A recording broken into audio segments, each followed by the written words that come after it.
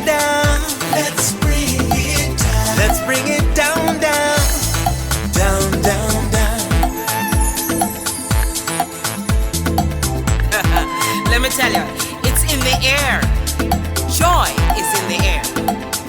Love is in the air. Can you feel it? What it feel like? Freedom.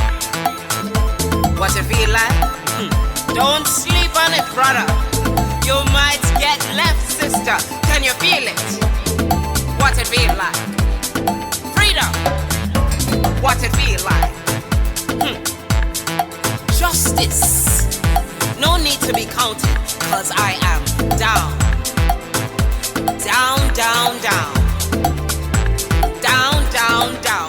Down for the end of racism, for the end of bigotry, cause I am down. For the end of misogyny, that's right. For all the isms out there, just down, down, down. Let's bring it down. Rise up, people. No more foolishness, and let's bring it way down. Riding the river of change into the cries of contrition. This is the way that we bring it down.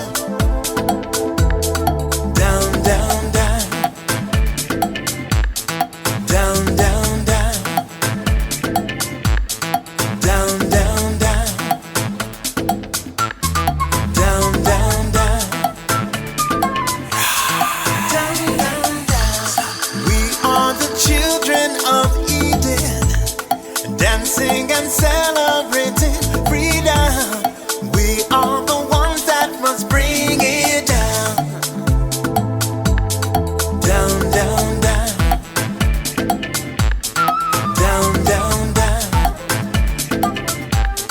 Down, down, down. Down, down, down. Down, down, down. So gather the faithful. Tell everyone to stand and shout loud. Shout loud. Shout loud. Let's bring it down. Let's bring it way down. Let's bring it down. Let's bring it down, down. Let's bring it down. Let's bring it way down. Let's bring it down. We've got to bring it down. Down. Stand up and shout. Stand up and shout. Rise together. Accountability starts now. The Eric Dawson Radio Show. Yeah.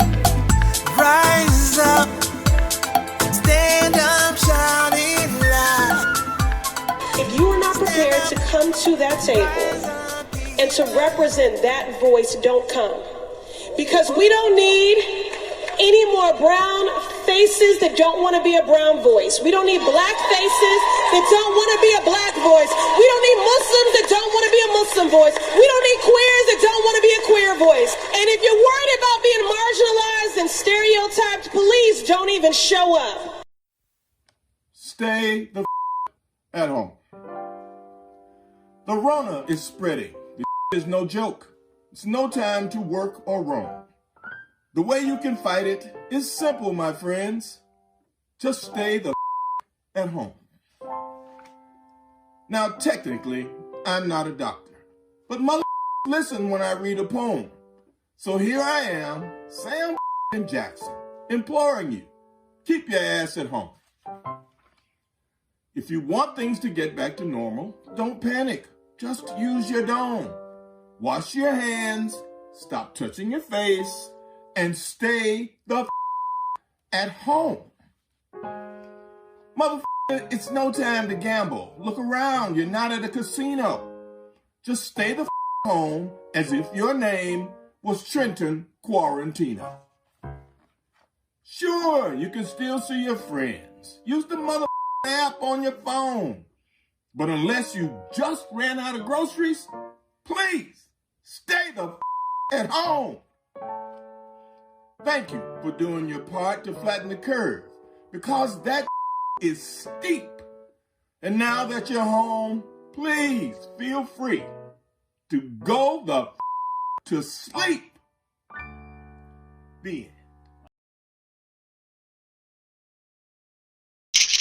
Good morning, ladies and gentlemen. Welcome to another episode of the Eric Dawson Radio Show. Thank you guys for tuning in. Oh, wow. I'll talk about this text message I just got from my supplier in China. But Diane, after the show, I got a phone call from somebody who was interested in buying some PPE. So, and I want to make clear to people that, me talking about that yesterday wasn't about self-promotion, right? It was about just trying to inform you guys of what's happening, what the supply chain process is, and why things aren't being done. And I actually listened to the radio this morning, and somebody on NPR was saying how government just isn't set up for the way that things are going right now. In terms of this fluidity within the market, right? They're set up in a more rigid way to deal with vendors, and that's why a lot of stuff is falling through the cracks. But I don't know what you want to talk about, Diane, but I wrote down a bunch of stuff, man, because I didn't sleep well last night. I took my Tylenol PM, didn't help much. And I'm working really hard on not going back to the dispensary and re-upping on my medical marijuana. Why is that? Well, because I want to stay lucid in this age of COVID-19. I might wind up puffing away, being high as a kite in the backyard, and they come and get me, man. I told you, Amina and I are getting our gun permits. So I want to be able to shoot. Listen, I want to be able to shoot straight. Well, let me tell you, this is funny, but I know, Diane. I'm very serious. Did you read the article I sent you about the black Florida doctor? I believe he was in Miami, that was on the street helping and assisting by testing homeless people, and they came and arrested him.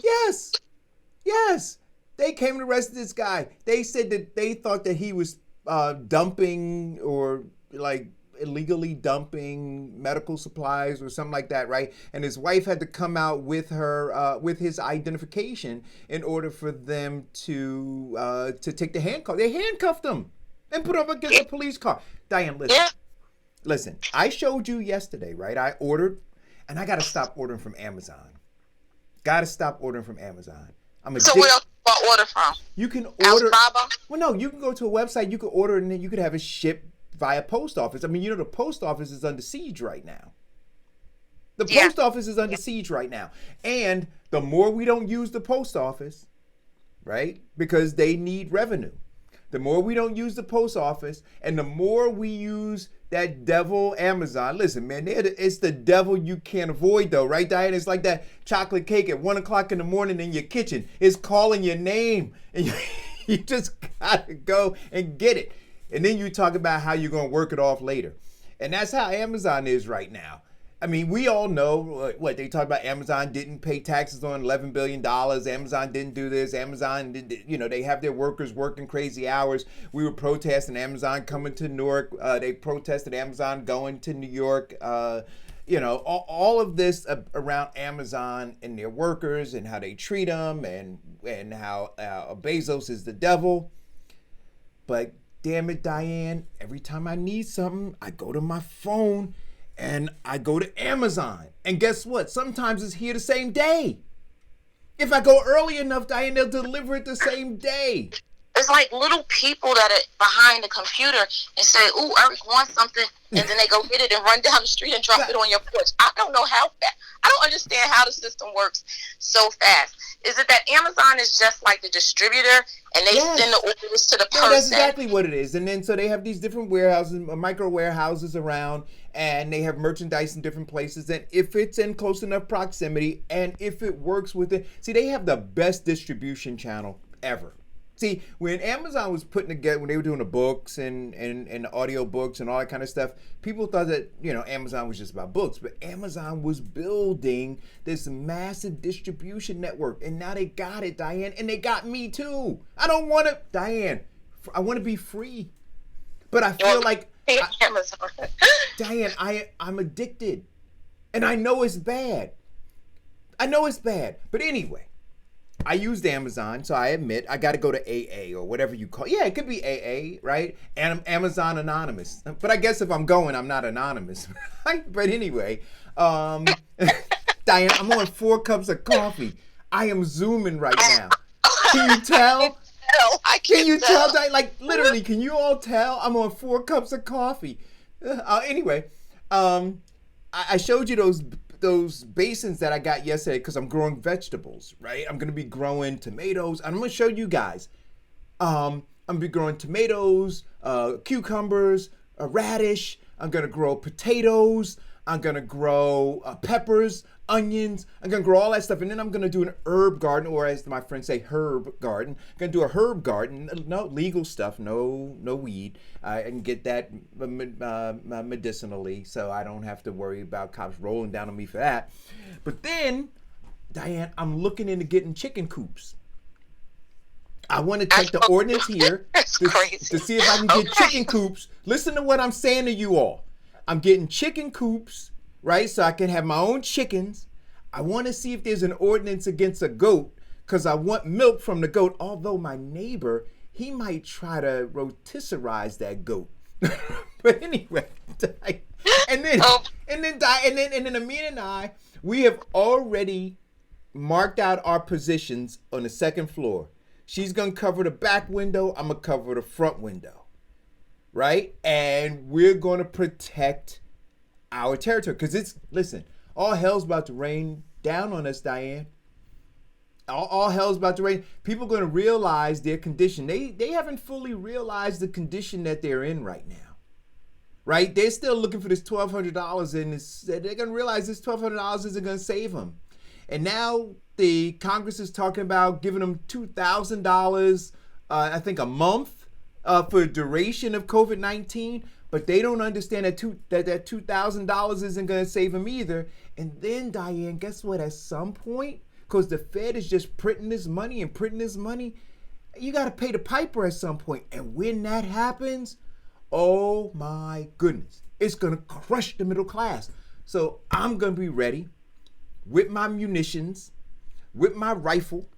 I'm going to teach Amina how to shoot. We're going to have our goat and our chickens in the back, and we're going to be farming our vegetables. Who's down? Diane, I can't. I got to do it. Are you still there? Did you hang up on me? Did you have enough of me? Oh, she may have taken a client on. So anyway, guys. No, I'm listening to you. Oh, all right. So are you not preparing for Armageddon? Well, I'm not going to tell that out loud, but we're preparing. They got to be prepared. I'm even thinking about digging a moat around the house, Diane, and putting alligator and crocodile in the moat. Okay, good luck with that one. I'm just trying to figure it all out. No more coffee for you. No more. So what's going on with this Candace Owens and her crap that she's talking about? Yo, you know what? So listen, we said this before. Nobody has a right to endanger other people. So Candace Owens, she's a very bright young woman, and she's beautiful. She's stunning. She's absolutely beautiful, right? But most beautiful people are crazy. You do know that, right? Yeah. You know what, Glenn Close in Fatal Attraction, yeah. But I never thought Glenn Close in that movie. I don't think she was attractive either. I think that it was just the lure of her, like that demonic stuff that was, underneath the surface of who she was. But she wasn't an attractive woman even in that movie, and she hasn't aged well either. But back to Candace Owens. She put out a video yesterday, got 4 million views. And she's got her books and, she does her traveling and all that kind of stuff. So she's figured out how to make money, right, by being controversial. So let us be clear about what Candace Owens does. And she's also a high-paid prostitute for the Republican Party, right? So they drag her out. I wonder what she charges to show up on the Laura Ingraham show and on Sean Hannity's show and stuff, right? But, it's Candace Owens sans the high heel, the red stilettos and the red lipstick when she shows up on the show. But she did a video yesterday, and she talked about the conspiracy of COVID-19, and she went on, and I had to fast forward to get to the part where she was talking about being in a line without a mask on, and then she lied, right? Because she said she didn't even know that they had put out a new policy that said that you had to have a mask on in order to go into a store. But Candace Owens, who's so intelligent, right, who's so all-knowing, she didn't know that thing. You don't believe that she went there in order to stir up some controversy to be able to do a video and get 4 million views. Okay, so that's what she did. Anyway, so she was dishonest, right, disingenuous from the get-go. But she went there and they said, no, you can't come in because you don't have the proper protection. And so then she went off on this video about why, she got run down on and why she should have been able to go in, and how we're facing tyranny now because, Americans are being told what to do, right? You're being told what to do. Well, we're told what to do when we're told to stop at a red light. We're told what to do when we're told to stop at a stop sign. We're told what to do when we're told we can't double park. We're told what to do. What the hell is she talking about? And so now, like when I see the video of the woman, Diane, whose husband was a bus driver, and he did the video complaining about the woman who got on a bus and coughed, right? And then a week or so later, he died from COVID-19, right? I'm saying, well, okay, Candace, you didn't see that video?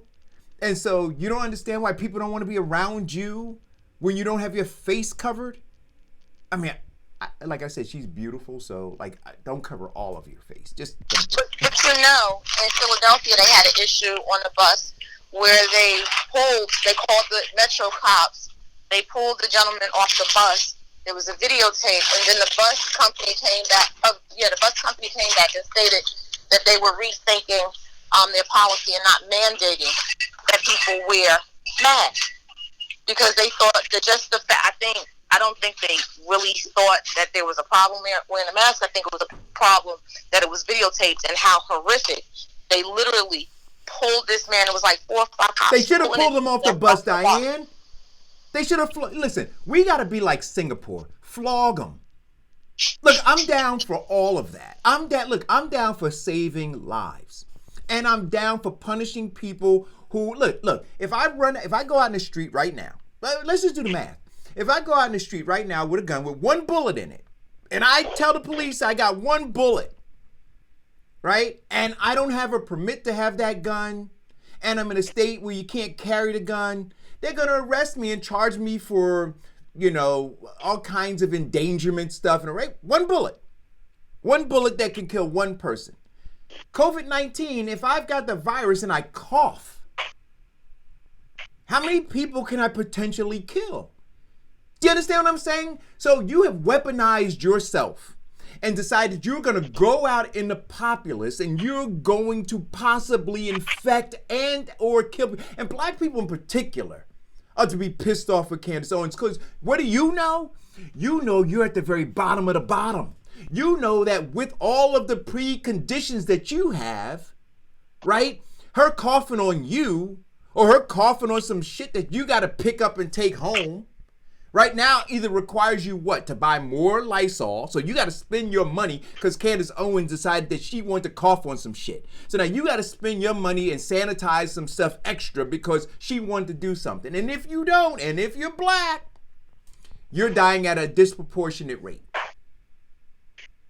But you're applauding Candace Owens' right to do that? Like, what is wrong with black folk? I don't understand it. Like literally, you should be jumping out of your car with a baseball. Now, I'm not condoning violence per se. I am saying it's self-defense. So I'm saying to beat somebody down to keep them from continuing to spread the COVID-19 virus might be something that you can do and claim self-defense for. I'm just saying. Or what do they call it? Good Samaritan law.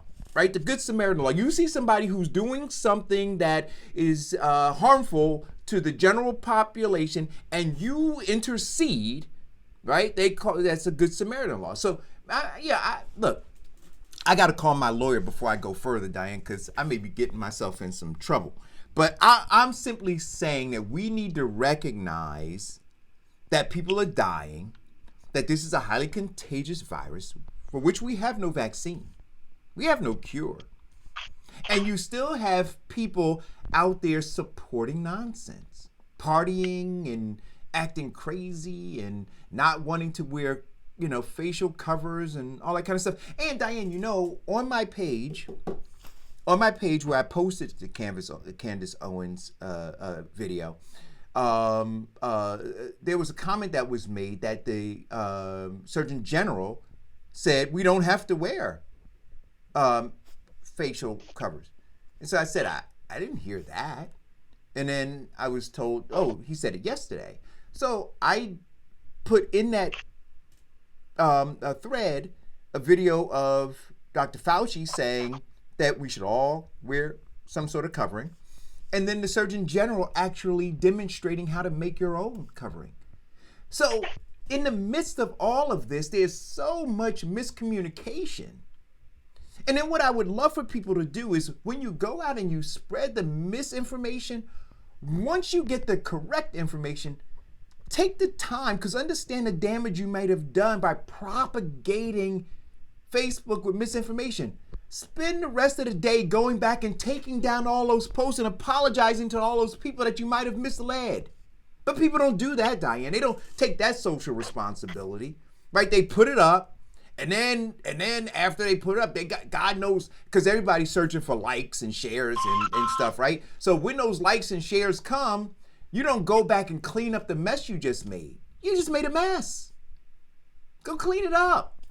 Because people are listening to what you just said, and they're going out and they're supporting somebody like Candace Owens, and God only knows who they infected along the way. Good morning. Good morning. I'm sorry, caller. Go. No, this is on me. I was just logging on for the 10:15 time frame you gave me. I was just listening to what you and Diane were saying. Oh. And what you're saying was correct, but there's also a responsibility that we have to report when we see the government and the news lying about COVID-19 or manipulating the numbers. We have the same responsibility to report those things, because there's a narrative behind lying and giving miscommunication to the public, and that's what we need to focus on as well. Like, why would a news station take pictures of people in line from another event and then place it and post that this is going on with COVID-19? Why would they purposely misrepresent that type of narrative? What do you think that their goal is behind that? Well, okay. So two things. One, and I'll answer that question. But one, we have on the Facebook page, he's known as Andre Little. I know him as Amir, as a lot of you do. The Alkaline Water King is another one of his names. We've agreed to have a segment of the show at 10:15 on Wednesdays to talk about financial literacy and to bring that in. So we're gonna try to circle into the financial literacy piece. Okay, no problem. But what I'd like to do is stay under the framework of doing the same thing over and over again, expecting different results is insanity, right? Especially in the age of COVID-19. But to answer your question, first I want to ask you, what news organization did this? Okay. On my page 3 days ago, I've shared a story of a gentleman from San Francisco where I think CNN News. You think? No, I want to be clear. You think CNN News, or we know it was CNN News? Well, it's on my page. If you go on my page 3 days ago, there's a picture of a white gentleman in the line, the shopping cart. His name is there. His Facebook name is there, mm-hmm. and the media source is there. I think it was CNN News. I'm almost positive it was CNN News. Okay. But I want you. It really doesn't make a difference on which media outlet it is, in the sense that the media is falsely promoting and hyper, causing hyper fear by taking false pictures and lying about the narrative. That's the point. Because we all know the media is controlled by the government. We all know that there's only 7 media stations in the United States, and all of them are owned by basically the same group of people. So with that understanding, that's what they did. They took a picture of him from the San Francisco earthquake with him in a line of other shoppers, and then pasted it on their page. They did a live news feed as to promote that people are going crazy for COVID-19 shopping. This is what they did. Okay, so and he responded. He responded by saying, because his son called him and said, "Dad, look, they got you on the news about COVID-19, but they used a picture from an earthquake when people was in line to buy groceries." So he responded to that post that CNN did on him, falsely advertising that was the COVID-19 situation. So my question to you is, when we find out that these news medias are doing these things, is that too irresponsible? Oh, sure it is. Sure it is. Right. So why do you think they would artificially make these posts and these claims that people are doing this for COVID-19? What do you think that the purpose behind that narrative? So I saw the thing that you put on your page, and it was a picture. It's not the article. It's something that you got from somebody else's page. So I can't trust until I see the article or until I see the clip, right? And the reason I say this, Andre, is because I think that I'm pretty masterful in Photoshop, right? So what? Correct me if I'm wrong, because I went to your page. It's not an article that you're posting. It's a clip from. It's an image that he posted on his page with his narrative about what he says happened. Is that correct? That's his picture. No. Answer my question. So here's Andre, the truth. Andre, answer my question. It is a picture of him, right? Just a picture. On the news. No. Listen to what I'm saying to you. Yes, it's a composite picture. Right? So I could, for instance, Andre, I could take that same picture that you have there. I could take a picture of you, and I'm so masterful in Photoshop that I can make it look like you were on CNN. That's what I'm saying. Right. So it is a picture, right? So we don't know the authenticity of it. I don't know. It may be an authentic photograph. I don't know. What I'm saying is I went to your page. There is no backup information about it. There is no link. Wait, let me finish, please. Because I'm never gonna allow somebody to just come here and talk about stuff that's not backed up. And so on your page, you don't have a link to an actual article. And I'm not saying it doesn't exist, but you don't have one. So I want to see. I shared it from his page. No, right, but I don't know who he is.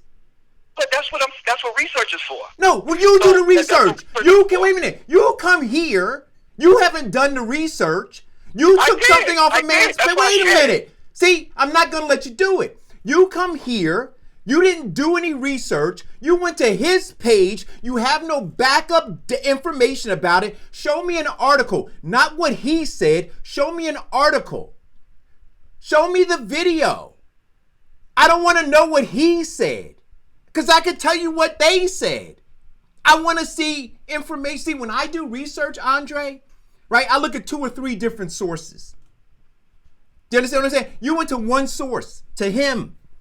I don't know his motive. Now, I'm not for 1 minute saying that CNN is. I'm sorry? It's public information. You can. No, I want you to do it.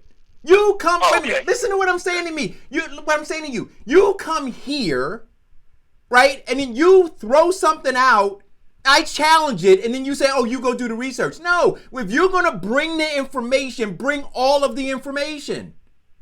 Okay, but I asked you a question. No, but I asked you a question. I said, what? I said, what network was this from? You said, I think CNN. I said, are we sure CNN? You said, go look on my page. So you can right now. Which one was it? Now you're asking me. I want you to do the research. You're looking at it right now. Which one was it? Okay, this is ridiculous. Let's move on to the financial literacy piece. Okay. Go ahead. Go ahead, Andre. You want to talk about financial literacy? Okay, yeah. What I wanted to say and share was this: we're in a situation right now, right? That is a culmination of our community specifically here in the United States. We're in a situation where we are being quarantined, right? We're in a situation where a lot of people are out of work. A lot of people are have lost their income. Okay, and prior to this, what existed? Because I see a lot of people posting that they can't wait to go back to what it used to be, or go back to what life used to be. And in reality, when you look at the numbers of where our financial status in our country, what it used to be, is not good, right? So there's over 60% of people in the United States that are suffering under a mountain of debt, right? Be it student loans, credit card debt, or whatever, because of the financial situations that we're in, right? So if over 60% of the people are suffering under negative financial situation because of debt, then I don't want to go back to that, okay? Mm-hmm. So if the majority of W-2 employees are being taxed at 35 to 40% on their income, right? Then that means that they can barely survive, because at the rate of inflation, most working class people can't afford to keep up with food, clothing, and shelter, with everything rising at a 3 to 5% inflation rate, and they're not getting raises in their checks to reflect that same percentage increase. So we don't want to go back to that. Most of our community are not active investors or savers of assets, which is the reason why previous to 2020, there were reports saying that the medium average income of the black community by 2030 will be zero. So prior to COVID-19, we were in a situation where most of our community are at a financial disadvantage because of lack of financial literacy. What I am proposing to do is to help our community understand why those things exist. Most of them, and here's the best part of this. Most of the things and situations exist because we are void of knowledge and information that can remove us from these situations, those tax situations, as far as being overtaxed, remove us from being under a mountain of debt. We were never properly taught the foundation of money, how it works, how assets work, and to our benefit, so we will not live an entire life working every day, 8 hours a day, 40 hours a week, for 40 years to try to retire on 40% of our income. So that's what my goal is, to try to help educate our people, our community, your listeners, how we can start to reverse that, because we don't want to go back to where we were. That's absolutely what we don't want to do. We want to survive this pandemic. I agree with that. We want to get back to having a chance to build our life, but we do not want to go back to where we were, because that was not good either. Right. And so I just want to start the narrative with that. Yeah, and I don't disagree with you that we're in a hellhole, right? And for anybody who, was delusional enough to believe any of these politicians or any of these faith-based leaders or any of these what I call money changers, right, who jump from political campaign to political campaign selling a narrative, any of you all who believe that we have made any advancements, right, from 1952 to now. My marker is going to be 1952 for a while now. So all of what Dr. King fought for to now, 2020, to believe that, because they led you to believe that we had made advancements, but you see that it was all BS, right? We made no advancements. This whole economy is like brittle, right? It's like crumbling right in front of your very eyes, and your fragility is showing, right? The fact that literally most of you are looking for this check to come for $1,200. And praying that they pass legislation to send you a $2,000 a month check, and getting on, praying that they can pass this legislation so you don't have to pay your rent, and then all these other things, right? So your fragility is really showing. But all of those people who have been in political office for all this time, telling you that they had you in mind, that they were fighting for you, that they were liberating you, that they were strengthening you, that they were doing all these things, you realize that it was all bullshit. All of it. And so, though I agree with you, Amir, that we need to focus on teaching people how to do better with whatever it is they have, right? Exactly. The fact is, many of them don't have anything. Many of them don't have anything. So when you're talking about millions and tens of millions of people who literally don't have anything, my discussion always is working with those folks and saying the only way that your situation is going to improve is through radical policies. And a radical policy shift and radical shift in political power that is going to change the paradigm. I mean, for instance, Diane was talking before the show about the fact that there's about to be a huge transfer of wealth now in terms of real estate, right? Diane, you were saying something about some of what's going on now is with this relief, that these landlords, that this money is going to go straight to these landlords. Right. So they're working on another bill in the state of New Jersey. It was just on New Jersey News Channel, and they were talking about how they're working on this bill to help pay the rent for renters. However, the renters have to first qualify to say that they were affected by COVID-19, show proof that they lost income, and then once they're verified and accepted, then their rent check will be mailed directly to the landlord or property owner. Right. And so now, so when it can go into their hands, it transfers right to the property owner. Right. Again, so the legislation, so this is the fight that I'm always having, Andre, is the fight wherever money's coming in, right? If we're already behind, I just don't believe that there's ever a catch-up period, right? I think that as long as... Eric, sometimes, let me just say this to you.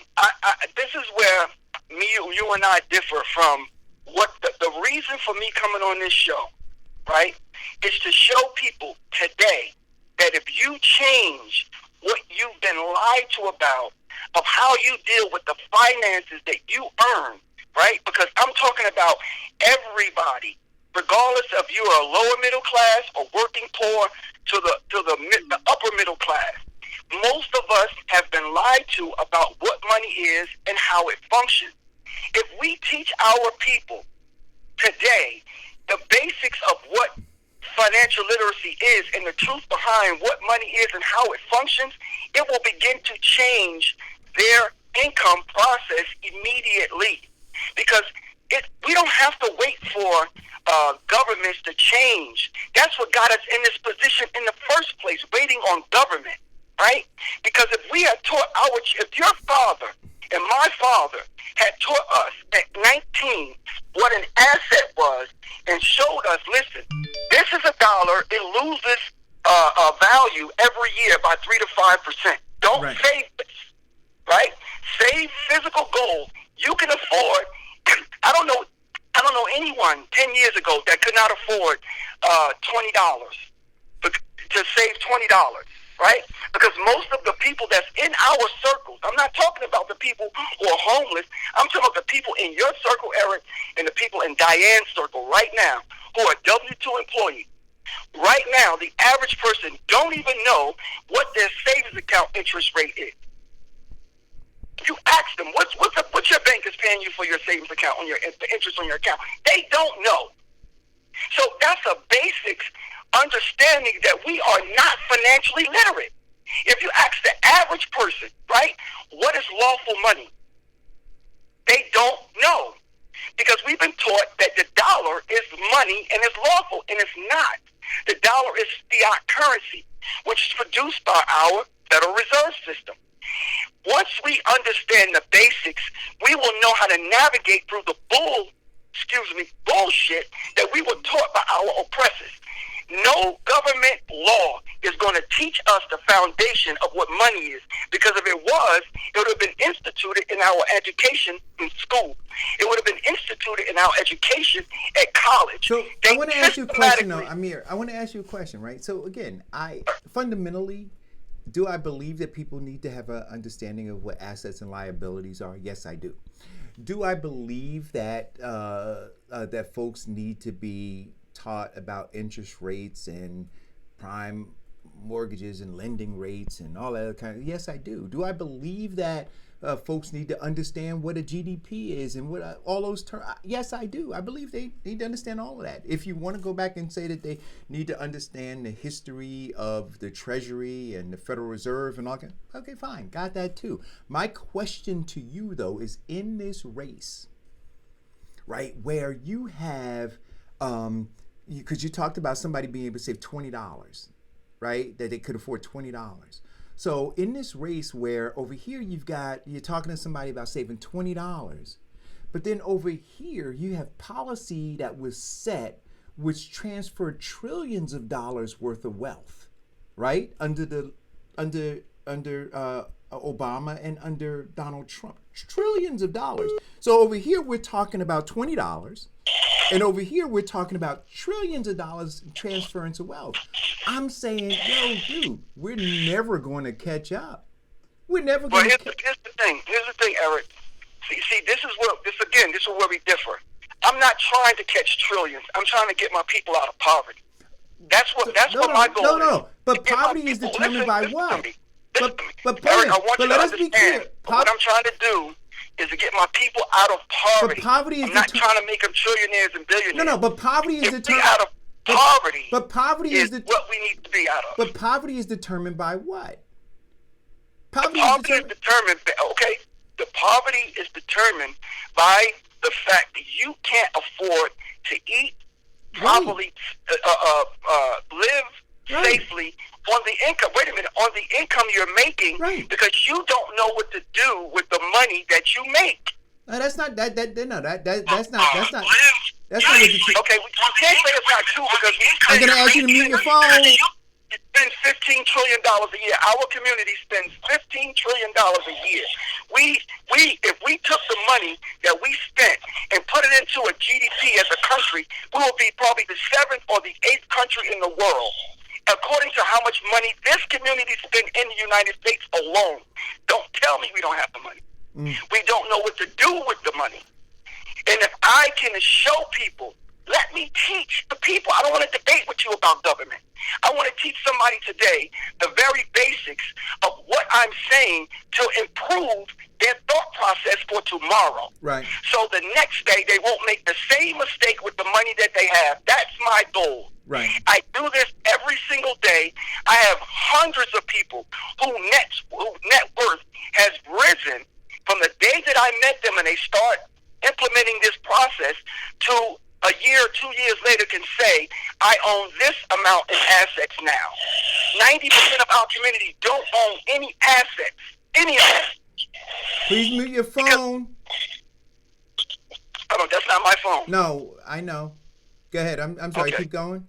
So what I'm saying to you is this. If today, if we tell our community, listen, stop saving paper as money because it's not. You move whatever you can save into an asset for the long term and save that, because that gold or silver or cryptocurrency will rise in value 3 to 5 times faster than the dollar will fall in value. That's where we are right now.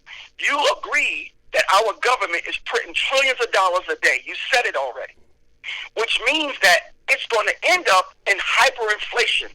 So the people who believe that this money doesn't come at a cost they're living a fantasy. So what my goal is today is to teach people to take this money that you receive, if you can afford to put it into an asset, that's going to be used, that's going to replace the dollar itself. This morning, Eric, I sent you 9 slides on your Facebook, in your inbox, right? And those 9 slides that I sent you are direct articles on what the government is doing and how how the economy is directly being affected to where they're going to replace the dollar in the next 3 to 5 years. This is not an if. This is not a maybe. This is not a fantasy. I sent you those articles because the U.S. dollar is being replaced everywhere else in the world, and we don't even know it. So my goal is to help protect the people who want to know the truth today. I'm not here to argue. I'm not here to debate about what government policy is. None of that's going to help us. But if you take whatever money you get today and you use group economics to use that money and put it into an asset, I guarantee you your net worth grows every 45 to 90 days because gold will continue to go up in value. Whereas everything that you purchase will go down in value. That's why most of us don't have anything worth value because we've been taught to spend it on liability. And these things you can't deny what I'm saying because we can look at the position that we're in financially prior to COVID-19. 99% of the people that they said will have zero net worth is because they don't have any assets. So this is what I want to show people, how they can use whatever income they have in small portions in this financial group economic system to grow the value of what you're making. Because that's the only way. We are now being put on corporate welfare. So I don't want to go on corporate welfare. I don't want to go on a system and be taught and fed information to depend on them. I want our people to be independent, and we can do it together. That's what I'm saying. And I have the numbers to prove it. I have the facts and the numbers to prove it. Call it go. Yes, good morning. I've been listening for a while.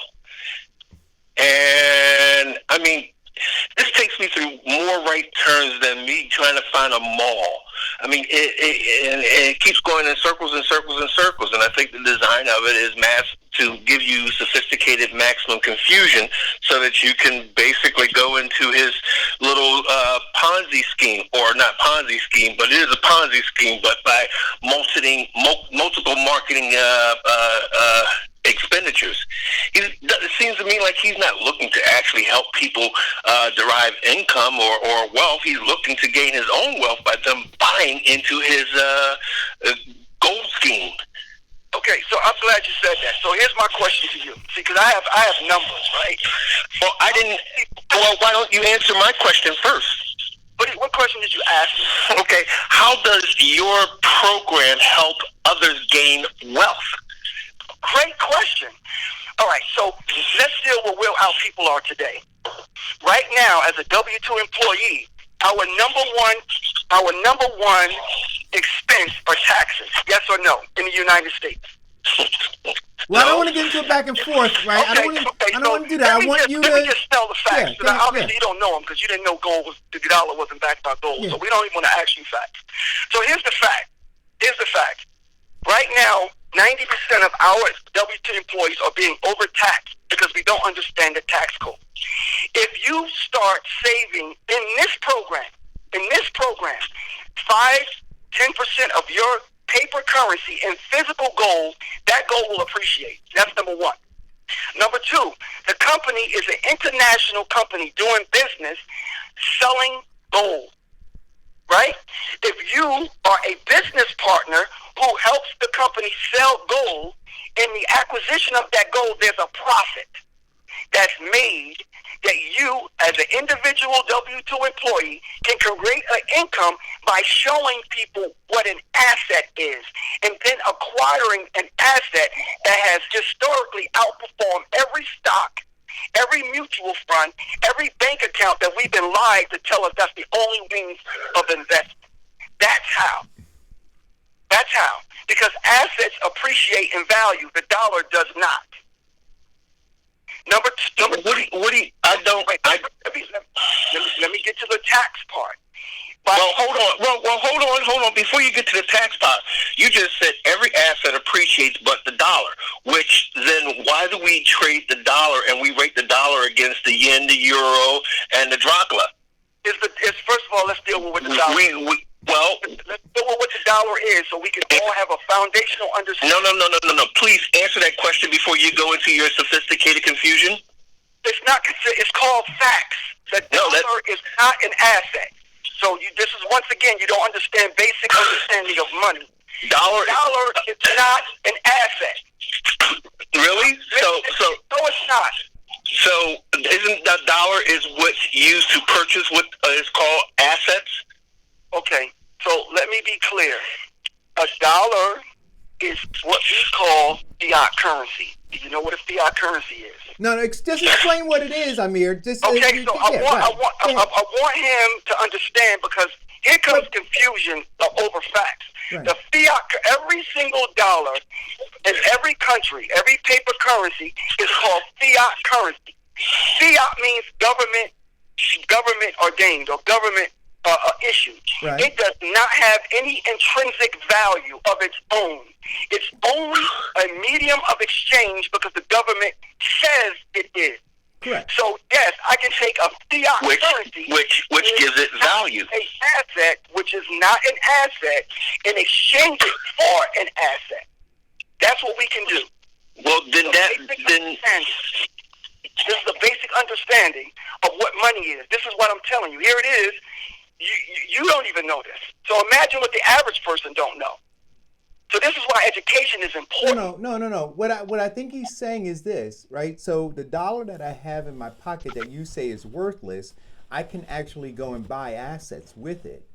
So by virtue of me being able to take this dollar that I have and purchase assets. So the same $20 that you're saying somebody should be able to take and go buy the Carrot Bar with, right? That $20 is apparently worth enough to be able to purchase that Carrot Bar. So to say the $20 that they I just want to be clear so that I understand, right?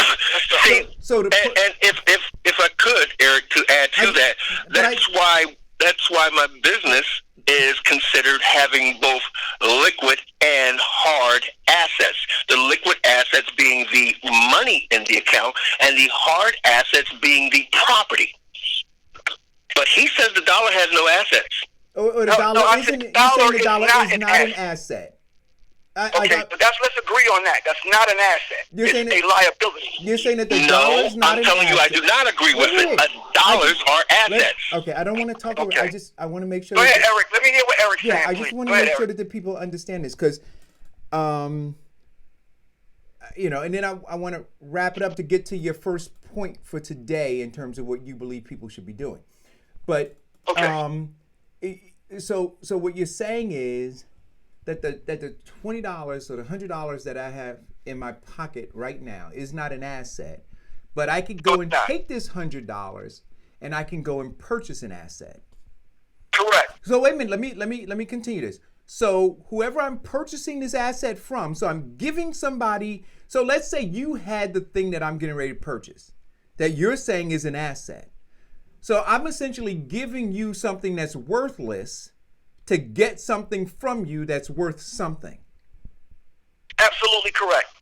Okay, so why? This is what we don't understand. I want you to keep on coming, because when you understand this, I hope the readers understand it. Go ahead, finish. Go ahead, keep coming. If you don't interrupt me, I'm gonna. So now I give you this thing that is not worth anything. Why would you take it? So here's the thing. I didn't say it wasn't worth anything. You said worthless. What I said was I gave you the textbook definition of what fiat currency is. And according to what it is, I gave you the definition. And again, a fiat currency is a government issued currency with zero intrinsic value. That's what it is. Not my Amir's definition. I'm giving you what it is. Now, to answer Mr. I think his name. What's your name? Dwayne again? Or Vincent? What's your name? Vincent. Okay, Vincent. Okay, we understand that the dollar is a product that's been created by the Federal Reserve. According to the Federal Reserve, right, or anybody's definition, a liability is an asset is something that puts money in your pocket after purchasing it. A liability is something that takes money out of your pocket after purchasing it. Right. Those are classic definitions of assets and liabilities. If you go to the Federal Reserve website, it will tell you what a liability is on its books. It's the U.S. dollar. The U.S. dollar is a liability, which means it is something that will cause them to lose money if you hold it. Okay, these are basic understandings that most of the wealthy know. The 99% of our middle class and poor don't understand these things. Once we understand them, we'll understand why Carabar's system is a wealth-building system. Poor people cannot out the door understand this without proper education. And it's sad when some of our leaders, here it is, we can agree that how many leaders in the last 20 years have taught us this in any genre in our community? None of them. Because they have not themselves known, or they've been paid to be quiet. Because if the banks don't have customers, they go out of business. That's any business. Carabar's teaches our community to save assets that will appreciate in value instead of a deficit instrument that will decline in value. Anybody that can hear my voice will agree that the dollar cannot buy the same thing in 1971 that it can buy today. Anybody who understands basic understanding of economy knows that. But that's basic inflation. Everybody used to talk about how they grew up when Brent was 50 cents a loaf and now it's $1 and some change. That's basic inflation and lifestyle. So excuse me? How do you beat inflation? Well, how do you beat inflation is this. You don't spend your money, which makes your money more, your dollars that you, or your liquid assets more valuable than the unsecured assets in which you're willing to purchase. Listen, Vincent, I'm going to ask you a basic question, okay? Because I don't want you to try to, if you don't know, bro, let your ego inside and say, Andre, all I right, don't. Listen, I just want to, listen. Andre, before you start why don't you get to your question? Vincent. I don't want this to devolve. Wait a minute. Beat inflation? I'm going to hang the phone up again. How do you beat inflation? I'm going to hang the phone. I don't want this to devolve into name calling. Inflation with a linear income? Amir, I don't want this to devolve into name calling, right? I didn't call nobody your name. Or personal attacks, right? Talking about his ego. That's not what we're here for. We're here to try to educate the people based on what you're talking about, right? So let's stay focused on that. Go ahead. Okay. Because there are people in the thread who are listening and they're asking questions. I don't want to insult anyone. I just want them to listen to what I'm saying. I don't want to be misconstrued or misquoted. Okay. The question is, how do you beat an exponential inflation with a linear income? That's the question. How does an individual beat an exponential inflation with a linear income? Is relative. It's simple. You do not make a demand for the supply. You save your money. You do not spend it. Then, once the product does not move, most businesses will reduce the price. Okay, so. By the way, before you actually start getting into the name calling, maybe I should give you some background. I was in the finance industry, and I do have an MBA. So wait a minute, most of my clients make more money than what you can actually think of earning. So let's go again and try to tell me again how your carrot goal is going to make some money. Okay, so let me explain the basics of this, okay? The reason why we have inflation is because the United States government removed all of our precious metals from our currency. In 1964, they removed silver from the coin. In 1971, they removed gold from the dollar. In 1982, they removed copper from the penny. When they did that, it turned our money into fiat currency. Fiat currency loses value year over year at the rate of 3 to 5%. The way you beat inflation is by using a system called asset accumulation. When you start taking your fiat dollars and trading them for an asset that will outpace inflation, it will grow faster in value than the decline of the currency will. So what Karatbars does is teach individuals how they can purchase physical gold or digital currency called cryptocurrency that will appreciate faster than the dollar will depreciate. That's how you beat inflation. Gold, on average, for the last 15 years, have appreciated 10% year over year. Before the financial crisis in 2008, during the financial crisis in 2008, and then after the financial crisis in 2008, gold outperformed every single asset. Now let's deal with 2020. Before before we get into 2020, well, wait a minute. I want to ask this question, Vincent, because what Amir said seems to make sense to me, right? No, it doesn't. Well, I want let me. But I want to. But go ahead, Eric. Let me say because I'm trying to. Because I'm reading the comments in the thread and people are listening. So, in my head, what he said was, if the dollar's losing value, and I'm worried about outpacing inflation, right? So, I want to stay ahead of the game. Then I want to now invest in something that is not going to depreciate as quickly as the dollar is depreciating, so that I could stay ahead of the inflation curve. Yes. Right. What he's talking about is, let me give it to you in street terms, Eric. What he's talking about is chasing the high. If there is an inflation and your dollar is losing value, it's going to take you more dollars to buy those properties that are basically inflation, or those properties that are gaining value, because everything is going up. For example, in the period during the Carter administration, inflation went up, so he printed enough dollars to cover the inflation value. But all that did was keep the American greed going. Prices kept going up, which meant the value of the dollar was going down. Then came the Reagan administration, where he says, we're going to fix the dollar. By fixing the dollar, he let inflation go up, but he did not increase the dollars being printed out, which means that now your dollars had more value because it was less of them. Like, those precious monuments and pictures that there's only one of a kind that are worth a lot more money. The dollar became to gain value. That's how you beat inflation. Again, in our last inflation raise, the price of gas went up, and that sparked the inflation boom. Since gas went up and it costs more money to buy gas, corporations raised their prices to cover that asset, which once again sparked inflation. It did not drop until the last crash, when now your liquid assets, or your dollars, were worth more than your other secured assets, your home and property. So wait a minute. So here's what I want to kind of get to. And literally, guys, I don't have an MBA, right? I'm not financially sophisticated. I've owned property. I've owned some things that I considered to be assets and not liabilities that were not depreciating, right? Is it not, if you can afford it, Vincent, is it not a smart thing to trade, if you had the money, to trade in precious metals and gold and silver, things like that? Yes, it is a smart thing to do it.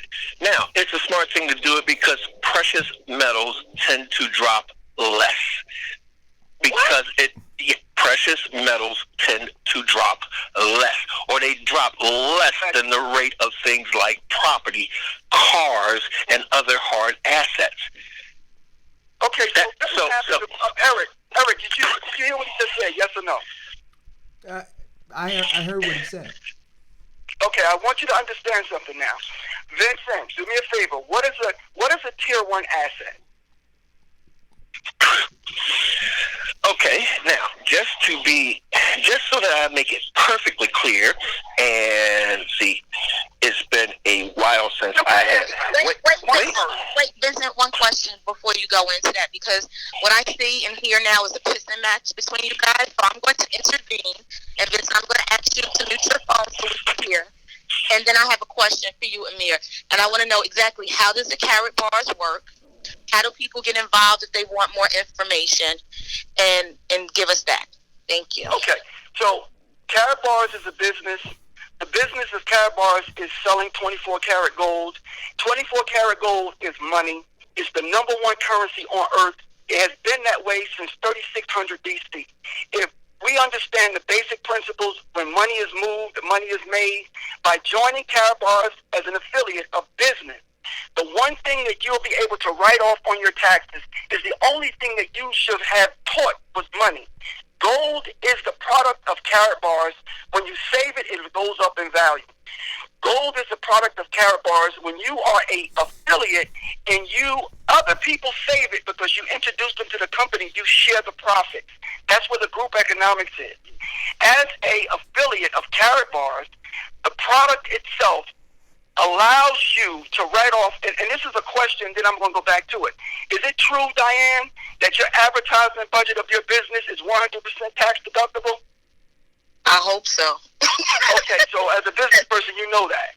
So as an affiliate, I do not work for Carrot Bars. I am an affiliate. So my advertisement budget includes the physical gold that I'm purchasing to advertise to people that its value is money.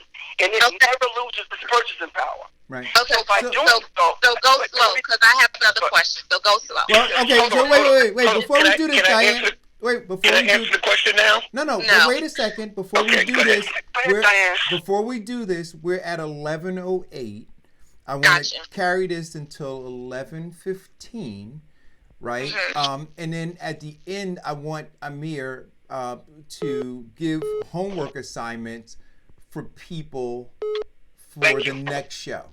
So let's try to do all of that in this time. Go ahead. Okay, gotcha. So explain to me the difference between me purchasing the golds on the stock market, which I do now, as opposed to purchasing or acquiring the Carrot Bars.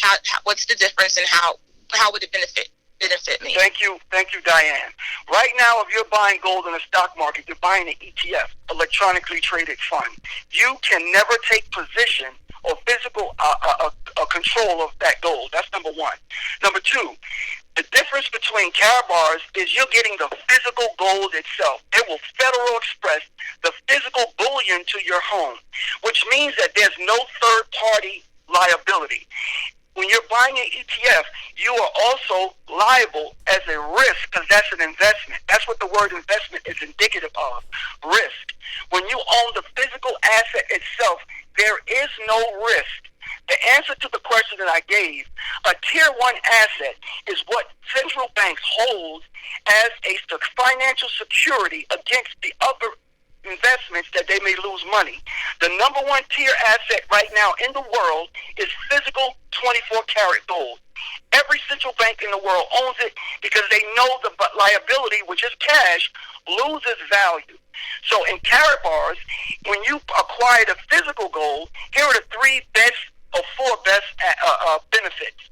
One, the physical gold will go up in value and not lose its value. Two, you can now get paid a commission when other people save physical gold. Three, you can use the physical gold as a tax deductible on your home-based business, and they will pay you for the gold and you can keep it. Four, you have the ability to have Carrot Bars store the gold for you for free, or they'll FedEx it to your front door. And you can do this from home. You don't have to go out. You don't have to travel to do this. You can do this from your home and manage your account from your computer or your phone. Okay, so next question. So remember, can I get one in now? Okay, go ahead. So the next question is, you remember the time when, I can't remember the exact period, of when people were starting to melt their gold down and sell their gold back, and they were having all of these jewelry and gold parties and stuff so they can get money for it. How is that equivalent, or is it equivalent to what you're talking about now? Is we're physically buying a piece of the gold and we have it in our house, so we could then melt it down, sell it, or resell it however we chose to, because so here's the beauty of it. Gold never loses its purchase power or its value. Never. Okay? Never, never, never. You don't have to melt bullion down. It's bullion. This is not jewelry. It's the highest quality monetary grade gold available in the market, period. So when you own it, gold is money, and it's also cash equivalent, which means that you can go anywhere in the world and they will accept gold. Even in the 22 countries that don't accept the U.S. dollar will accept physical gold as money. So the reason, like you've noticed, that maybe in the last 10, 15 years that we buy gold places popped up all over our community is because they know the value of it was begin to spike.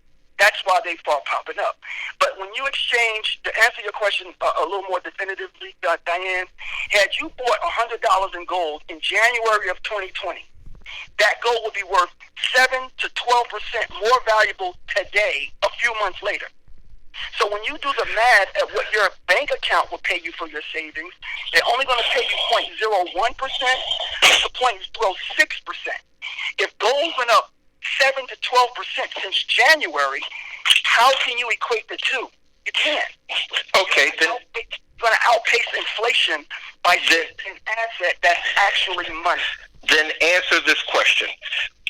Carrot bars are giving you, what, 1 gram of gold per card? Right? That's a great question, Vincent. No.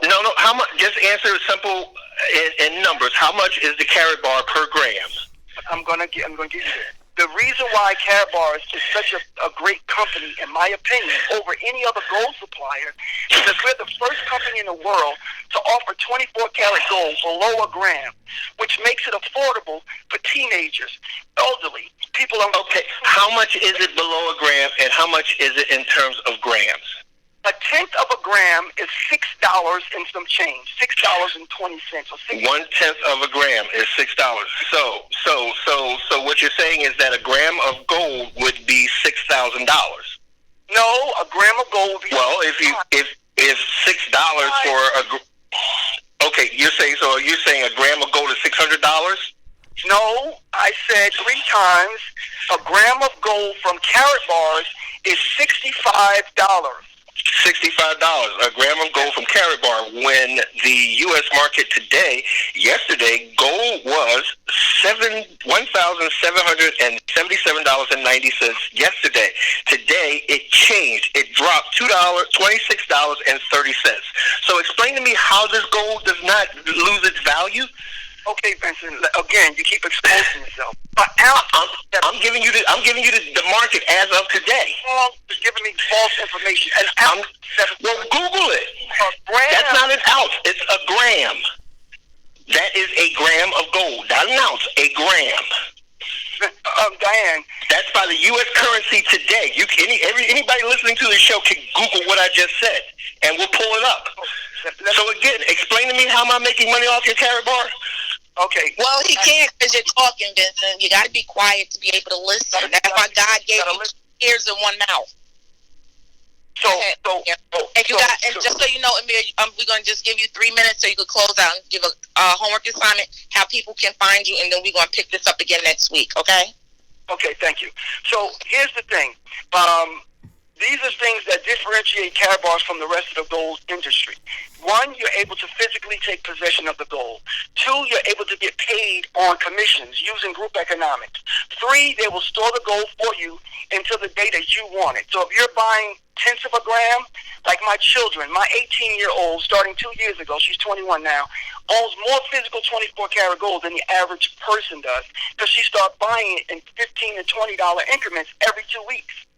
So now she has over an ounce, and she's only 21 years old. So that is how all of us can benefit from it. Here's the best part, Diane, and then I'm going to give you the homework. Carrot Bars pays us in 3 different currencies. It's the first company in the history of the world to pay 3 different currencies for one single activity. We get paid in physical gold, we get paid in euro, and we get paid in cryptocurrency.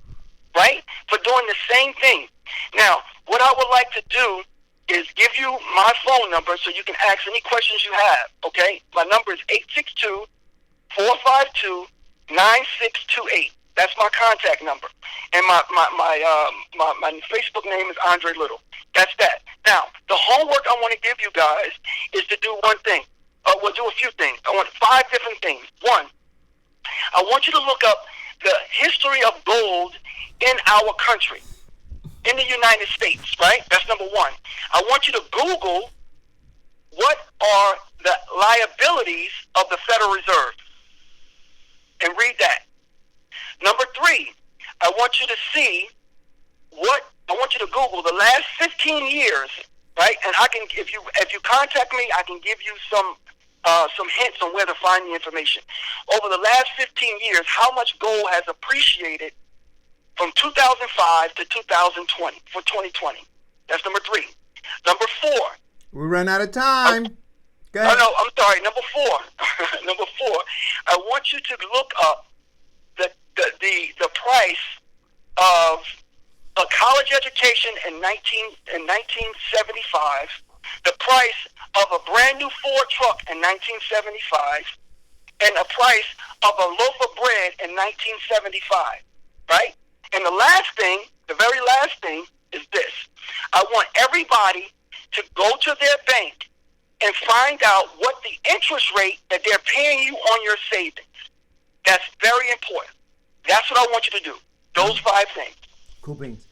Thanks for calling in, brother. We'll see you at 10:15 next week. And for you guys who are interested, check those things out. You can go back and listen to this portion of the show and be ready for the next conversation.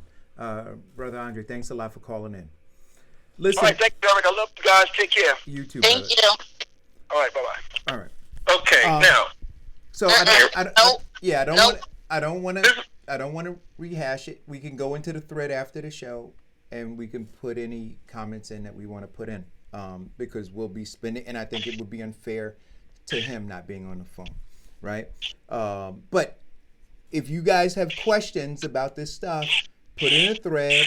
I'll ask Andre to address it. Vincent, if you'd hang out after the show in the thread and address it, I'll certainly post some stuff, because I was Googling as you guys were both talking, and I got some questions, but I'm biting my tongue too.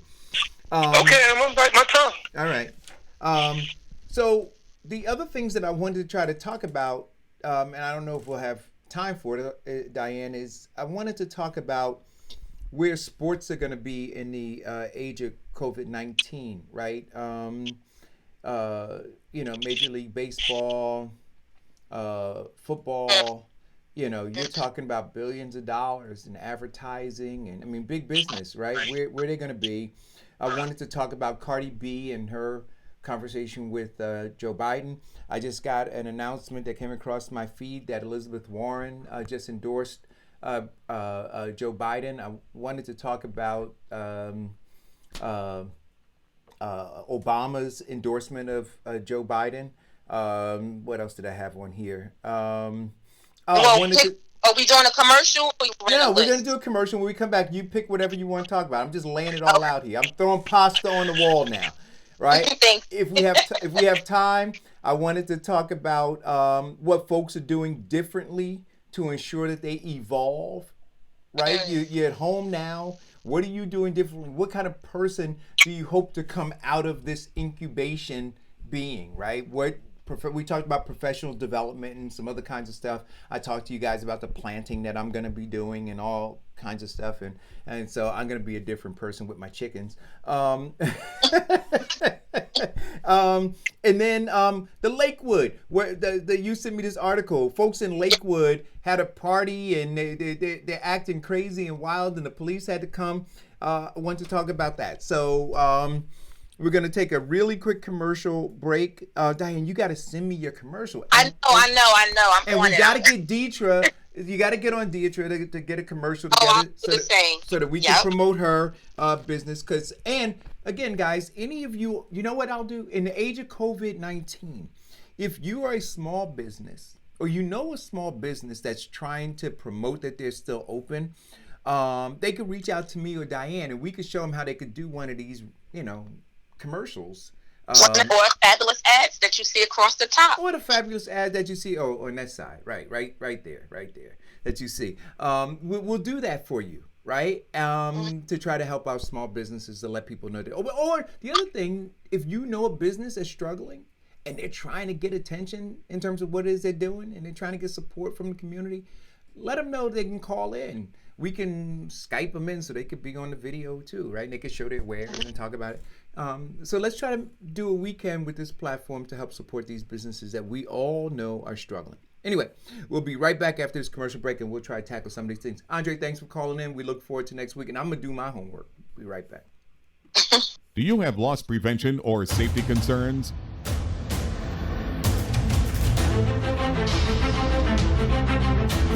Black Belt Security and Investigations has armed and unarmed guards that can protect what is important to you. For security you can count on, visit www.bbsillc.com or call 1-800-493-1859 today.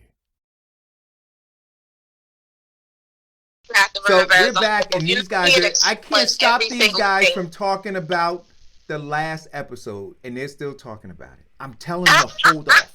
I'm telling them, guys. Commercial's over that we went to commercial, and literally, if they were both here in the studio with me, I'd be grabbing both of them. But anyway, out of the things that I listed. Cardi B. What's going on with Cardi B and her words for Bernie Sanders? Does she not have the faith for him anymore? What happened? Well, no, I think that Cardi. So here's the first thing, right? People are really disingenuous, Diane. When Cardi B was supporting Bernie, and Bernie was running against Biden, and everybody thought that Biden's campaign was torpedoed, right? Everybody was discrediting Cardi B, right? They were laughing at the fact that Bernie Sanders reached out to Cardi B and, brought her on and partnered with her to try to reach the younger vote. But now that they want to try to bring the Biden people over, they're giving some credence to Cardi B, right? And so I'm just like, you know what? They're just dirty people. Like, literally, they're dirty people. And so Cardi B was on talking to Bernie, trying to get Bernie to explain why he was supporting Biden, right? And here's my thing. And I wrote a couple things on my page about this. Look, firstly, there are going to be all kind of problems, and I didn't want to really get into all this, but there are going to be all kind of problems in November because people now want to distill this movement down to a man. But the man in the beginning said the movement wasn't about him, but it was about us, right? So hear what I'm saying to you. The Democratic Party now is trying to figure out in their think tank how to distill this movement down to a man, to make it about Bernie. But remember, Diane, I kept saying to you guys, not about Bernie for me. It's about a movement. It's about a poor people's campaign, right? There are a lot of people, millions, who joined this movement. And Bernie Sanders was just at the head of the movement. But he wasn't the movement. Well, so see, that's not how people see voting. When people vote, they vote for a person. No, Diane, but that's why they stayed home in 2015. But that's why they stayed home in 2016, Diane. And that's why Cardi B, and I don't know the conversation that you're talking about with Bernie Sanders, but I know she had a Instagram live with her fans, chastising them and telling them, look, this is the reason why he's out, is because you guys didn't go out and vote in the primaries. You guys aren't paying attention to what's going on. But people don't vote all the time for issues. The majority of people vote for an individual, and that individual they believe will save them out of the issues and the problems that they are having. No, I don't disagree why when that person gets in and they don't do it, they're upset. I don't disagree with you, but I think that the people who stayed home, the critical people who stayed home in 2016 rather, those critical people stayed home because of issues not being addressed. And so what I put on my post this morning is I said, pandering, fear-mongering, and personality politics won't beat Trump. Weaponizing the liberal media won't get it done either.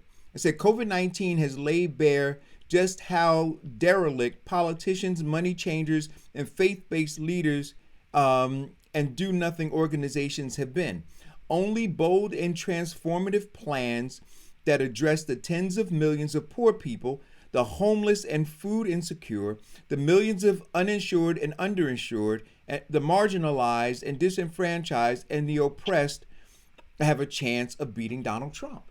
That's it. And I think that the majority of the people who are putting in $18 into Bernie Sanders' campaign, I think that that's what they want to address.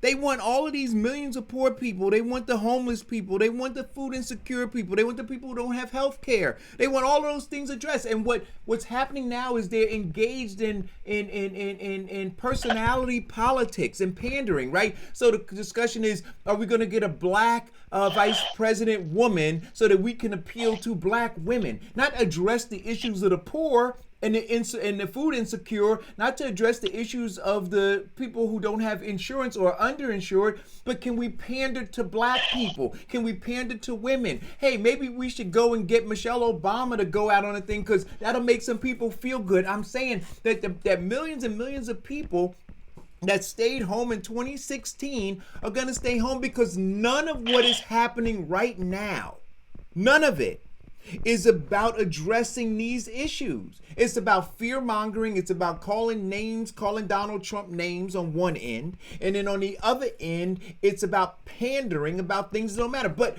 we all are looking right now as a government. A government is contorting itself, right, to try to save to save millions of drowning people. And the people are drowning because this same government oversaw their poverty and did nothing about it. And they're not talking about doing anything about it. So post COVID-19, they're not saying that you're going to be in any better shape than you were in before COVID-19. They're simply saying right now, we don't want you to drown. We don't want you to drown. We want to resuscitate you for November. And I'm saying people are going to stay home. They're going to take the check. They're going to take the turkey and the chicken, and they're going to stay home and not vote. They feeling some sort of way right now. And it's not about tap dancing and playing music, singing Marvin Gaye. It's not about that right now. It's some real stuff going on. And so trying to cart out Cardi B and get those people to feel good, or to try to somehow get Bernie Sanders, who said, hey, it's not about me, it's about you. It's about the pain that you're feeling. Well, those people are saying, I'm still feeling the pain. I'm not feeling the burn anymore, but damn it, I'm feeling the pain. And nobody's talking about the pain. They're talking about, hey, what that guy is doing, not what they're gonna do. Don't talk to me about what Donald Trump is doing. Talk to me about what you're going to do, so that these millions of people are no longer in the situation they're in. Not a temporary fix.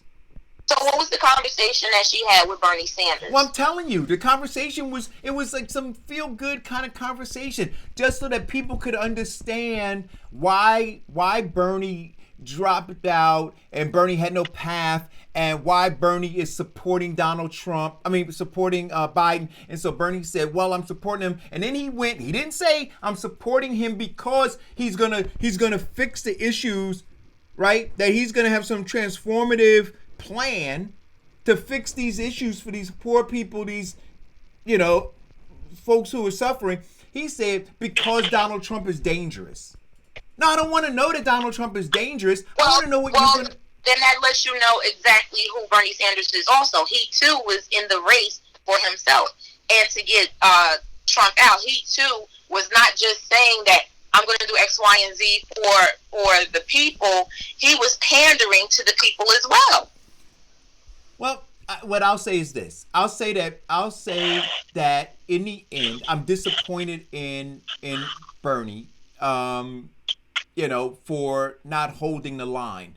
Not saying I'm not going to capitulate, and saying, I'm not going to, support something that I don't 100% believe in.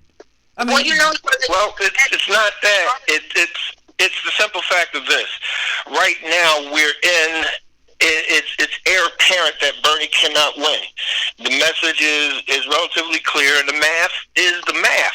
He cannot gain enough delegates to go to the convention, even though they did say that he would have enough delegates, winning a couple more elections to go to the conference.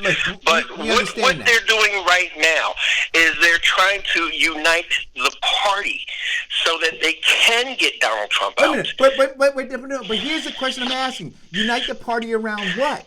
Is it uniting? Wait a minute. Is it uniting the party around understanding how derelict they've been, and because of their dereliction in duty, they have left tens of millions of people vulnerable? Is that what they're uniting the party around? See, yes, they're uniting the party around their failed ideology because, as you said earlier, Biden's campaign was on life support up until the primaries in Carolina. Then it took on momentum. But Bernie's message was still in play. Biden united that message at the debate where he said, no, we don't need a revolution. What we need to do is fix what we already have. And that's when it started to deflate for Bernie. So now, right, but I don't want to talk about why it deflated for. But see, I'm out of that conversation right now. I'm out of the conversation about why it deflated for Bernie. What I'm saying is this: I'm saying tens of millions of people are food insecure. Tens of millions of people don't have insurance or are underinsured. Tens of millions and millions of people are homeless or poor. They're going to lose their homes because of what's going on now. And then black people are dying at disproportionate rates because of all these underlying conditions. All of that is happening right now. And I'm saying whoever it is that's running, none of them are talking about one.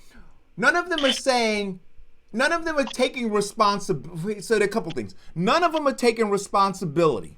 So a lot of them have been there for decades. None of them are taking any responsibility. They're all pointing the finger at somebody else. None of them are saying, you know what? I sat over some of this nonsense. I didn't fight hard enough. I should have been doing X, Y, and Z. So isn't it amazing that nobody in your government, not one single person in your government, is saying that they have any responsibility in this absolute shithole that you're in?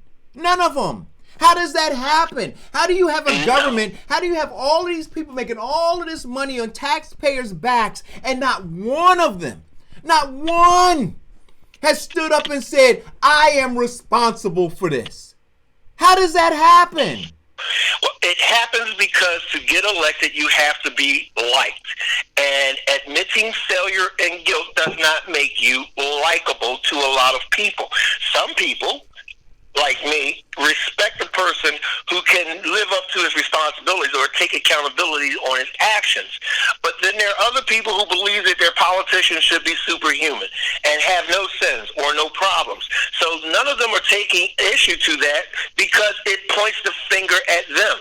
They want to come in right now as the white knight and say that I can now save you from this bullcrap that you're in.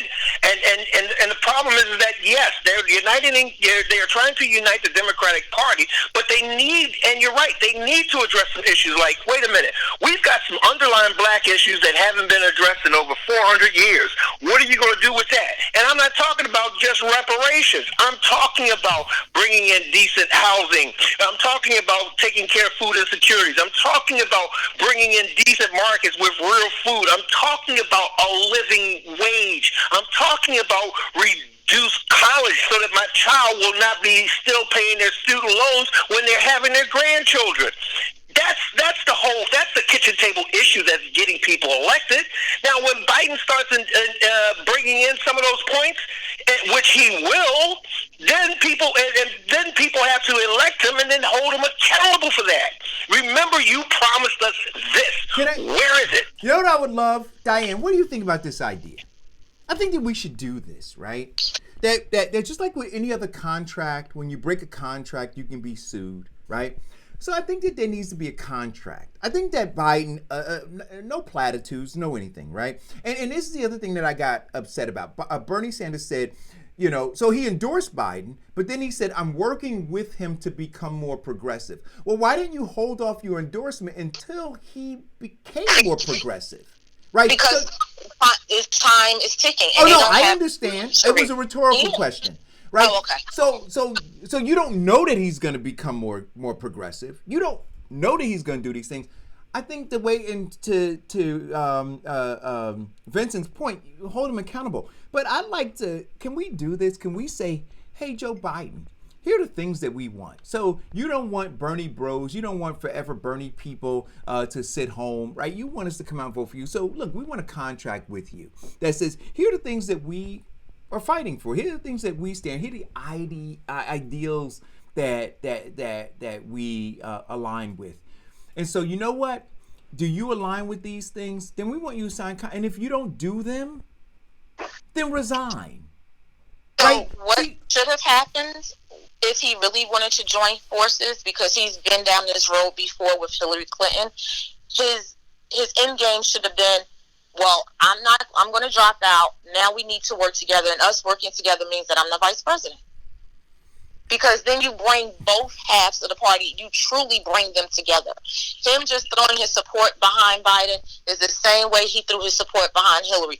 People are not going to jump on board and support because they're totally different ideas. Look, I agree with you. They're not. She's right. She's right, but what we also have to look at in terms of him getting to the Democratic Convention, in terms of Biden getting to the Democratic Convention, there are already people who have postured in politics to get that number 2, number 3 in cabinet positions. Now, is he going to do that? That's totally his choice, and more than likely his people are going to do the math. If they bring this person in onto the Joe Biden bandwagon, will we get these positions and be allowed to do X, Y, and Z? A lot of these people are jockeying for positions, do not want to do what's right for people of color. They just want to win. No, I understand that. At that level, they are not thinking about the people, and the people need to start to realize that they are there for themselves. Correct. That's it. You're talking about it's the same with Donald Trump. That's why he was so shocked when he won. When you get to that position and you are the God that walks the earth, you don't give a crap about nobody but yourself and your own. Look, my hope, guys, is this. Literally. Like, I just want folks to wake up. I want folks to wake up. Like, literally. I'm not going to be a part of the group of people beating down Donald Trump. Donald Trump has some real big issues, no doubt. But when we talk about the greatest existential threat to black folks, to black people in particular, we're all over the news now about how we're dying at disproportionate rates. And none of our underlying conditions have anything to do with Donald Trump. Right? And so we're not prepared. We have been so conditioned that we don't even ask somebody to take some responsibility for, don't get me wrong. Ultimately, you shouldn't have gone to the store and bought those pork skins and fried chicken and all that stuff that you eat and do all the things that you do. But outside of those things, let's look at some of the underlying conditions that lead you to be in the poor neighborhoods that you're in, with the stores that are selling the food and the poor educational system that you went through and your children are now going through, and all the people who sat over all of that stuff, right? So it's all a hodgepodge of stuff that's mixed up that has led to this, and nobody's taking any responsibility.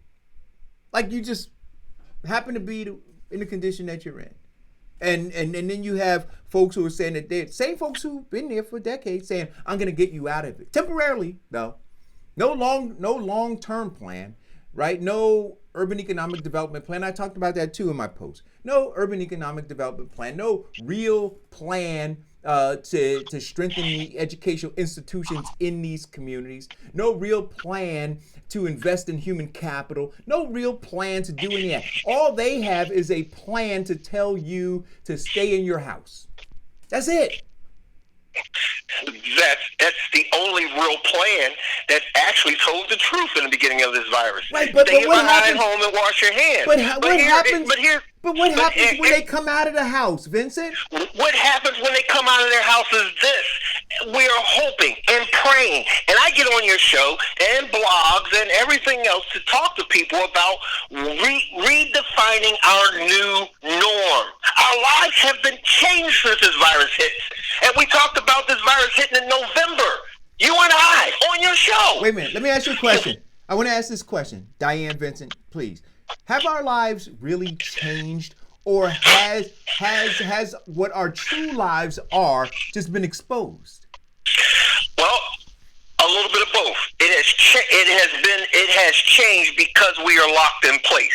It has changed because my living room is now my office, my child's school, and as well as our facility for exercising and everything else. Our lives have changed because we no longer have the freedom to go and to do whatever we can with what we did on a daily. Now, and it's also true that it has been exposed. It has been exposed because of the underlying conditions are now the biggest target of this virus. The underlying conditions of poor nutrition has been exposed. The underlying conditions of heart attack, diabetes, high blood pressure, those are the biggest targets, and people dying from this condition, which is why in certain states, the black population is 13 to 14%, but yet they're now dying 50 to 70% of the victims of this virus. Yes, it's been exposed. That's why we need a new norm. We don't need to go back to business as usual, just going to work to go to work. We need to start telling these politicians who are up here smiling in our face, yes, we want better restaurants, we want better grocery stores, we want a living wage increase, we don't want to be paying all these taxes that are going to these big corporations. It's time for the new norm. The revolution has already started with this disease. It's about time that we finish it and finish it on top. Call it go. Hey, Eric, what's up, man? This is Will Hathaway. What's going on, brother Will? What's going on, man? How you doing today? Hello, Diane. Hello, Vincent. What I like to say this, man. Listen. I've been. You guys are talking about the new norm and all types of stuff that's going on. I mean, really, I think it's the politicians' fault. That's why we're in this predicament.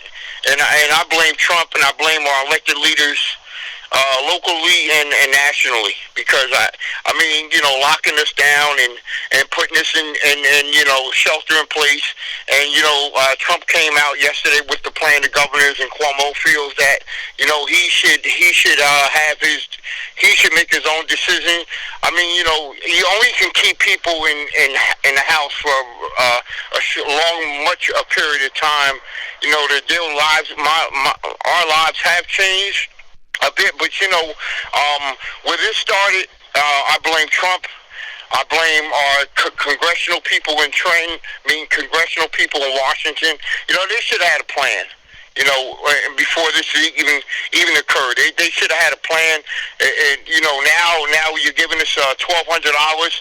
I mean, how much could $1,200 go for a person that has a $900 rent, and they got to pay for food and cable and all types of stuff? And now today, I think in Washington, in reference to $2,000 a month, where's this money coming from? Like you said, Eric, we're actually going to pay at the end of this COVID-19. Yeah. Basically, I mean, somebody's going to have to pay for this. Yeah, and who's going to get crushed? And the little guy like me, there you go, probably have to pay for it. There you go. And you know what? You're going to pay for it, right? The little guy like you is going to pay for it, but you know who always pays the most for it? Black folks. Black folks. Listen. I'm looking up so here's the deal, right? Everybody's talking about COVID-19, and let me make this point, Eric. Basically, Murphy, I mean, he's doing what he needs to do. But now you're saying, well, we're going to keep you locked in for June or July. I mean, what is the plan after this? Well, that's what I'm asking, Will. That's what I'm asking. What is the plan? I'm saying, look, You know, what are we doing? What are we doing? And so I got it. There is no plan. There is no evolution beyond this. It's just going to get worse. Look, here's the reality. Are we going to have, based on whatever they're doing, are we going to have fewer black people dying from diabetes? Are we going to have fewer black people dying from congenital heart failure? Are we going to have fewer black people dying from all of the underlying conditions that leave them more susceptible to COVID-19? So, I get it. I get it with the lockdown, and I get it protecting ourselves, and that's a great thing. And what our local mayor is doing, locking down our municipalities, which is good. I commend everybody, that's doing this, keeping everybody safe. Let's not try to be reckless like the people in Lakewood, New Jersey. But listen, let's not make other people suffer for, if Diane Owens, whatever her name was, she was reckless. She knew what she was doing. She tried to make a name. She tried to get people sick. She knew what she was doing. She's got money. Some people, like in the urban cities, Eric, as you know, they're actually dying for food. Like our local businesses, they're pleading for help. Right now, like you said, somebody's going to pay the piper. You can give it $1,200, but take that $1,200, the rent is $900, the cable bill is $200. That's $1,100 right there. Your check is gone. Right. They're trying to help people. Now, what is this thing about this $2,000 thing?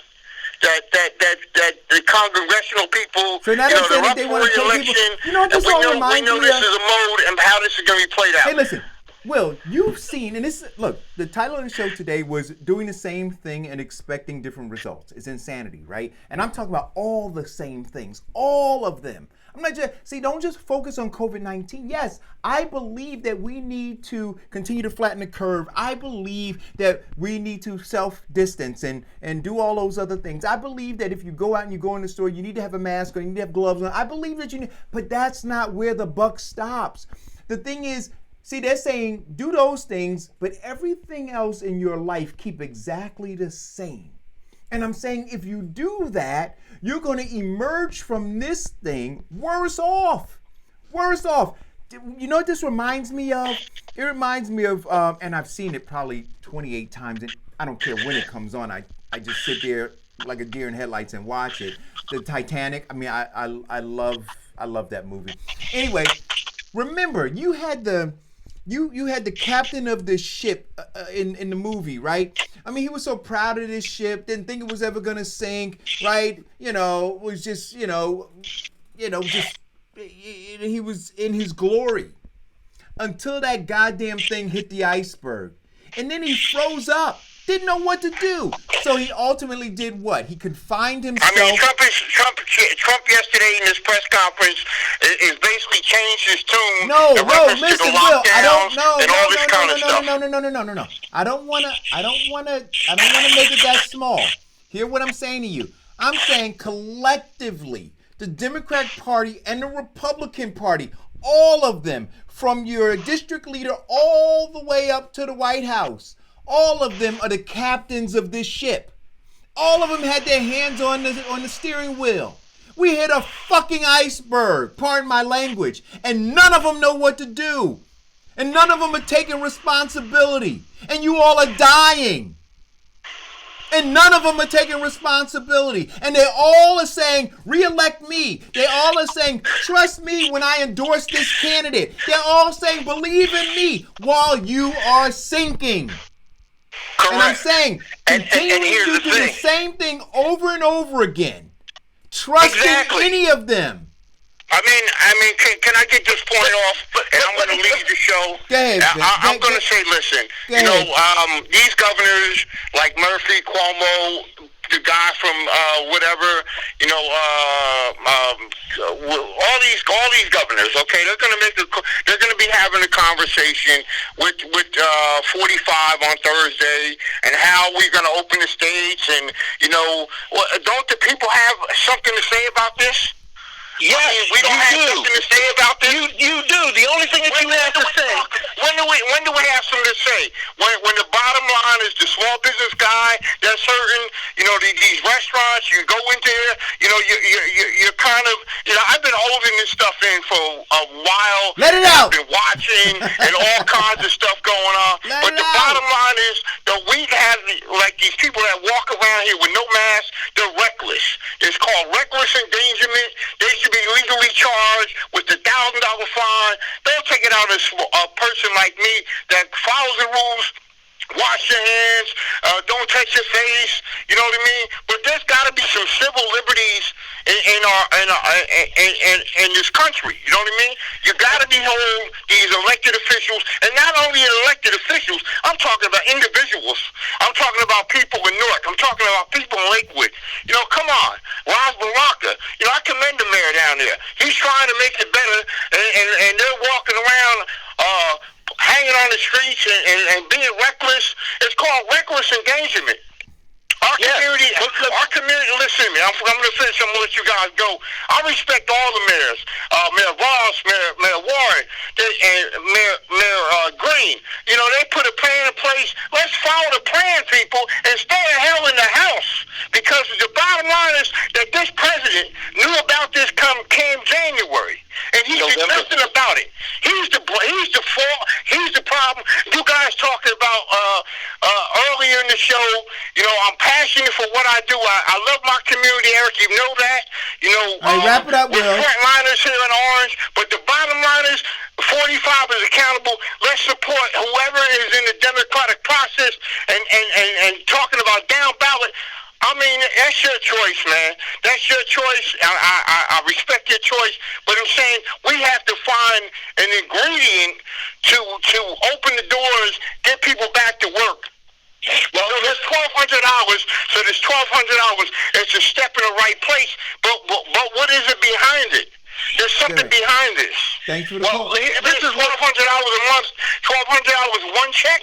There's something behind this. Right. Well, there is. Let me explain it to you. This is what's behind it, and this is let me see if I can sum this up. Bottom line is this. He knew in November. I don't care when he knew. Wait a minute. I don't care when he knew. He knew in November. The politicians knew in November. Your senators knew. Your congressmen knew. And they had that opportunity. All of them, every last one of them had that opportunity to get Trump on the phone and say, look, that money that you took out of the CDC that will help us to go there and find a cure in China and in Italy before it gets to the United States, put the money back and let these people go to work. Wait a minute. He didn't do that. Now, wait a minute. Hold on. Let me finish. And you're talking about what we need to do? Okay, after this, what we need to do is this. Those politicians who have been silent, our senators, our congressmen, who have not made one iota of a change, those are the people. Forget down balloting. Get them people out. Every last one of them. Get them out. And then look at somebody who is looking to strengthen our environment, strengthen our quality of life, give people a living wage, put something in place or back in place that will, one, get affordable health care to people who need it, and two, prevent us from getting foreign attacks and diseases. That's one thing, and that's just getting us not to a better place. That's just getting us to where we left off. I wanted to ask you this before I leave the show. I know it's time running out. What do you think is going to happen here in New Jersey as far as opening is it going to be a soft opening? Is it going to be like, we're going to announce a date? I mean, what do you think is going to happen after Trump said to I think it was a Tuesday press conference where he said, I'm in charge, I get to open the state. And yesterday he's going to in charge the governors to open the states. What do you think is New Jersey's opportunity to open the state? Right. So I'm going to answer the question for you. This is what's going to happen. This is what's going to happen. First of all, Trump got his behind handed to him by every last governor in the United States. I'm not trying exactly, and I agree with that. Listen, so, guys. Now, what every governor right now is listening to is the scientists are saying that we can't do a massive opening. We need a soft opening. We need tests going on to find out, where the hot spots are in our states. We need tests going on to find out who has the antibodies to fight this disease and put those people to work. Then we go to those hot spots and make sure we're curing them, and we open up slowly. Right. That's what all the experts are saying. Okay. Because if we open up now, the second wave of this virus is going to be bigger than the first. Right. And I can tell you from the honest to God truth, I've talked to 4 different people now who have told me that the numbers that they got on deaths are wrong. They are not counting people who die of heart disease. Why are they not saying how many people recovered from the virus? Okay, so I'm going to mute the phone again, right? Because we can't talk over each other, right? Okay. So here is the deal. Here's the deal. You want to continue to talk about what Trump knew, when he knew, all of those things. What I'm saying to you is this, guys. Look at the number of people who have died. Look at the number of people who are infected. Look at the issues that still remain, right? And let's deal with those things. So Vince, I'm asking you to mute your phone. Look at the things that still remain. So when we look at them, I'm saying, guys, all of the people who are at home, who are dealing with this stuff, you got big issues. These issues, some of them are, Vincent, please mute your phone. Some of them have to do with COVID-19, right? But they have to do it and I'm talking in your communities, in Orange, in Irvington, East Orange, and these black communities in particular, poor communities in particular. Your underlying issues are still your underlying issues. As they talk about this broad thing around COVID-19, your issues, when they say the people who get it and who are going to die from it, it is because of these underlying issues. Those are not being addressed. I'm not talking about who knew what in November or December or January or whatever. I'm saying, how are we going to deal with this stuff now? It's not being dealt with, not being talked about, not even being talked about. And in terms of the businesses, you asked the question, when are they going to open? I don't know. It's going to be sometime in the summer. In New Jersey, I believe. Right? Maybe in some other place in the country where you've got lower numbers, they may roll out some openings. Here, I don't know. And look at the sports world right now. It's messed up. Let me finish this point. And while it's not opening, what's happening to these businesses? A lot of them are not going to return. This is going to be, the fallout of this is going to be like an atomic bomb. Right? Like a nuclear bomb going off, right? So you have the immediate impact, and then you have the fallout. And I'm saying the fallout is going to be felt for probably 5 to 7 years. They have no plan for it. This is what I'm saying to you. And so even when you say, come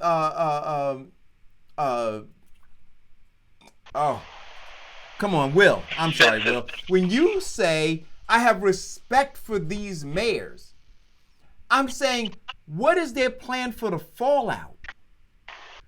See, if you say that they're telling everybody, hey, go shelter in place, a bomb is about to hit, I got that. But now what happens after the bomb hits? What's the plan? And I'm telling you, none of them have a plan, Will. None of them. So what level of respect do I have for them? Okay, fine. You've already told us to shelter in place.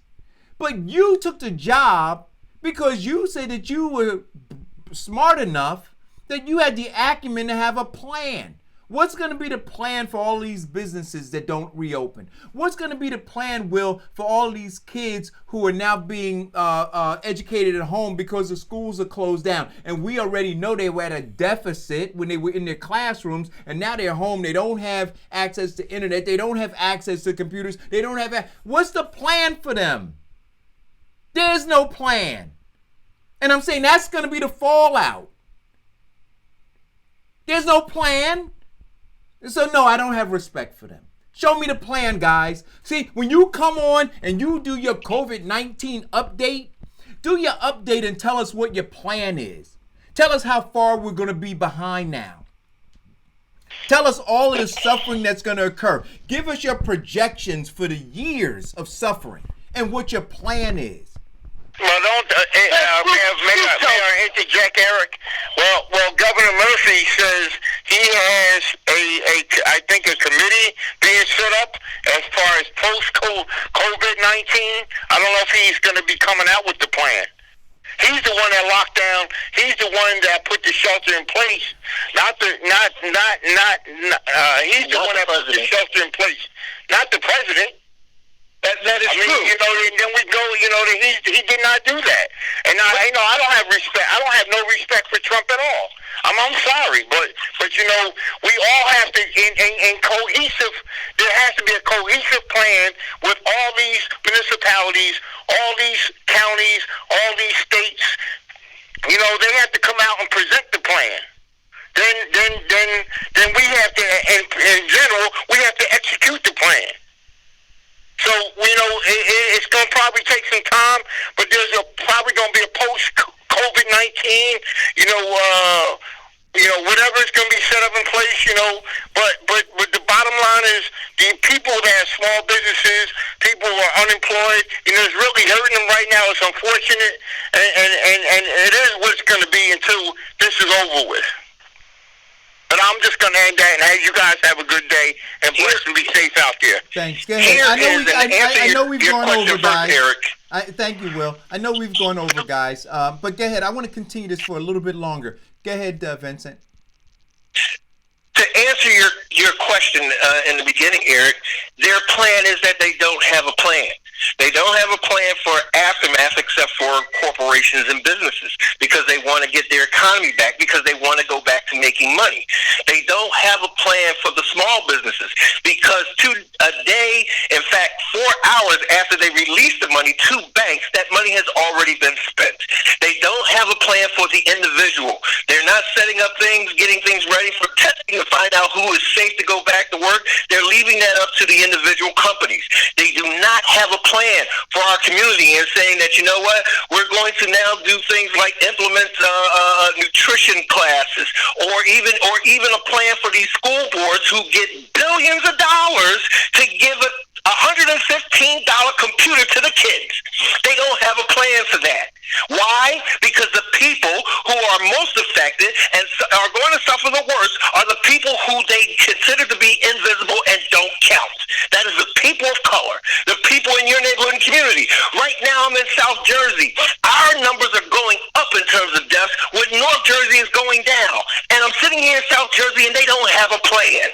Except for lock in place. That's the only plan they got, guys. The only plan they got. But I'm telling you, and Diane, thanks for letting me know what time it is. But I'm frightened, guys, because I'm telling you, it's like a bomb's gonna go off, like a bomb's going off. And then when you finally come out of sheltering in place and you walk outside, you're just gonna see decimation everywhere. Everywhere. Everywhere. And then you're gonna look then and say, what am I going to do? I'm saying you should be asking that question now. While they're making the decisions, while they're telling you just lock in place, I got that. I'm good with that. What about tomorrow, guys? What about tomorrow? And these guys are telling you, don't worry about tomorrow. Meanwhile, they say, just go ahead and vote for this person. Go ahead and elect this person. Go ahead and trust me. I'm endorsing this person. Let's keep politics as normal. And I'm saying no. And Diane, look, we want to have a conversation. And I want to spend, I don't know if you're still on the line. We good. Because part of the conversation is you sent me a headline, I posted it, and it is the Democratic chairman in Hillside, right? Anthony Salters, who I don't have the headline in front of me right now. Let me see if I pull it up. Because it's important, right? You got it, Diane? I got several headlines. Which one you want? Because it was written in several different papers. So the headline in NJ.com says Democratic chairman in Union County, in Union County town filed false tax returns for his business, Feds say. So like in the middle of this stuff. So you got Anthony Salters, and we had him on the show. we talked about his son who was appointed to the Board of Education in Hillside, right? And we kind of raised the alarm there. And then Anthony himself was appointed to some organization to oversee something having to do with charter schools. And then we kind of raised the red flag there. And then Anthony called me up and said that I misquoted something and that it was a no paid job, but I understand how some of those things go. Anyway, I corrected it. And now, like, I want you to understand. So now this is so business as usual for them. Business as usual for them. So they're telling you lockdown, lockdown, lockdown. Be panicked. And I'm saying to you guys, yeah, I agree. We should be locked down. But as we're locked down, don't take your eye off of the ball, people. Because when you come out of lockdown, they will have stolen the store. The whole store. The entire store. And left you high and dry. So that's what I'm saying. Donald Trump, I don't want to talk about him. Because to me, that is the shiny red object to distract you. They got their hands in your pockets. And they're stealing from you. And at some point, the piper's got to be paid. But when you come out, those small businesses, they'll be gone. Your opportunity for jobs will be lost.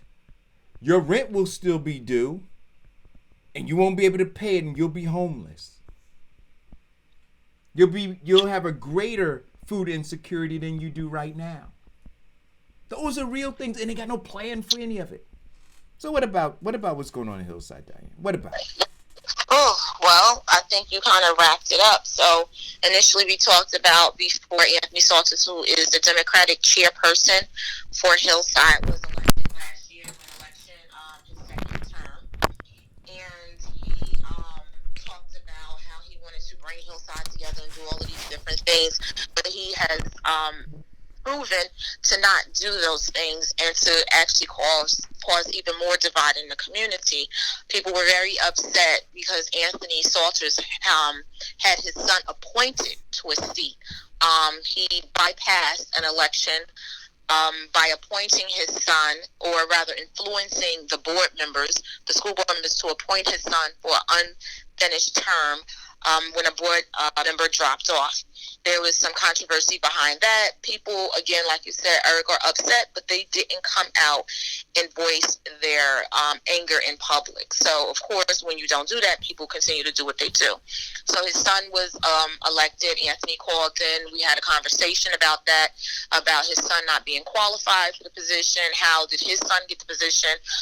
Then there were other people in the feed that discussed about there were other qualified people who, one particular who had their PhD in education, and why they weren't selected or given an option for taking the position.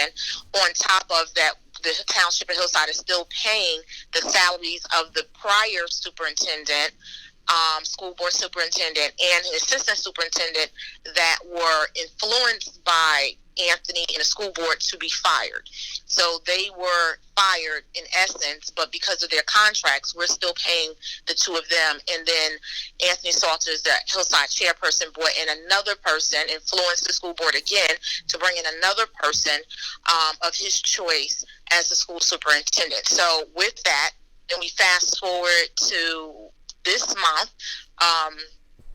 He has now, as the newspapers have stated, now he's under investigation and has been charged for tax evasion for several different things, for accepting checks for business that his private company did, that he did not report to the IRS any of the monies, which was, I guess, one of the totals was up to $133,000, where he received money from other townships, including the city of Orange, the city of Newark, and then a couple of other agencies where he received money and did not report the funds to the IRS. Instead of reporting it, he reported zero.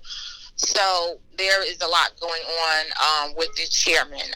And, you know, then there's, of course, been the back and forth with the inducement that he has had on not only controlling the council, but also controlling the school board and causing friction amongst both boards to the point that there's more friction on the council where they're not even working with the mayor, and the mayor is no longer taking phone calls from many of them and or from the Democratic chair, Anthony Saucers, but he is also the one who was the first one to say, I am the only person who wanted to come out and support all of these black women and get all of these women elected, but all of these people are no longer speaking or working with him anymore.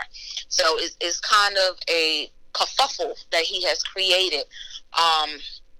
And I just don't know where it's going to end at, if he's going to end up in jail or what's going to happen. But there's going to be another turnover in Hillside, because all of his minions that have been running behind him are now going to be scared. And like anything else, when you drop a bomb in the middle of roaches, they're going to scatter. And you know what? And so what I say is this. So we have this conversation because this is an age of COVID-19, right? So people are talking about, oh, lock in place, do this. Oh, Donald Trump knew this. He didn't do that. He didn't do this. Oh, 45 this. I'm saying with our local governments,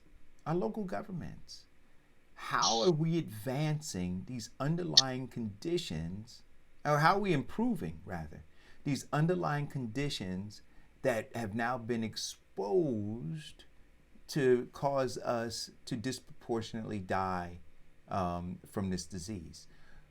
How are we doing that? They're not.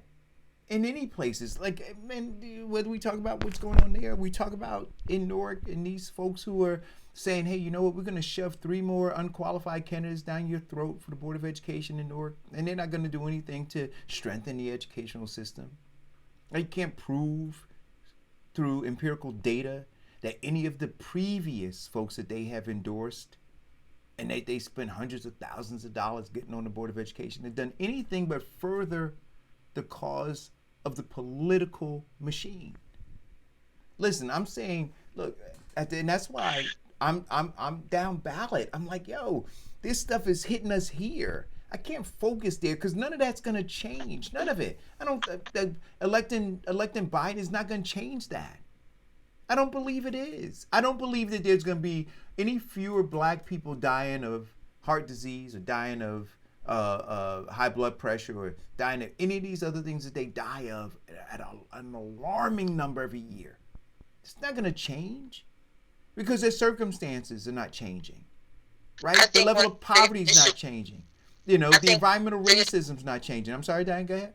I was going to say, I think one of the bigger problems on a local level is we don't have people that are vocal about our problems. So when you say the issues and illnesses won't go away, they won't because we're not addressing them. Because our elected officials are not addressing them.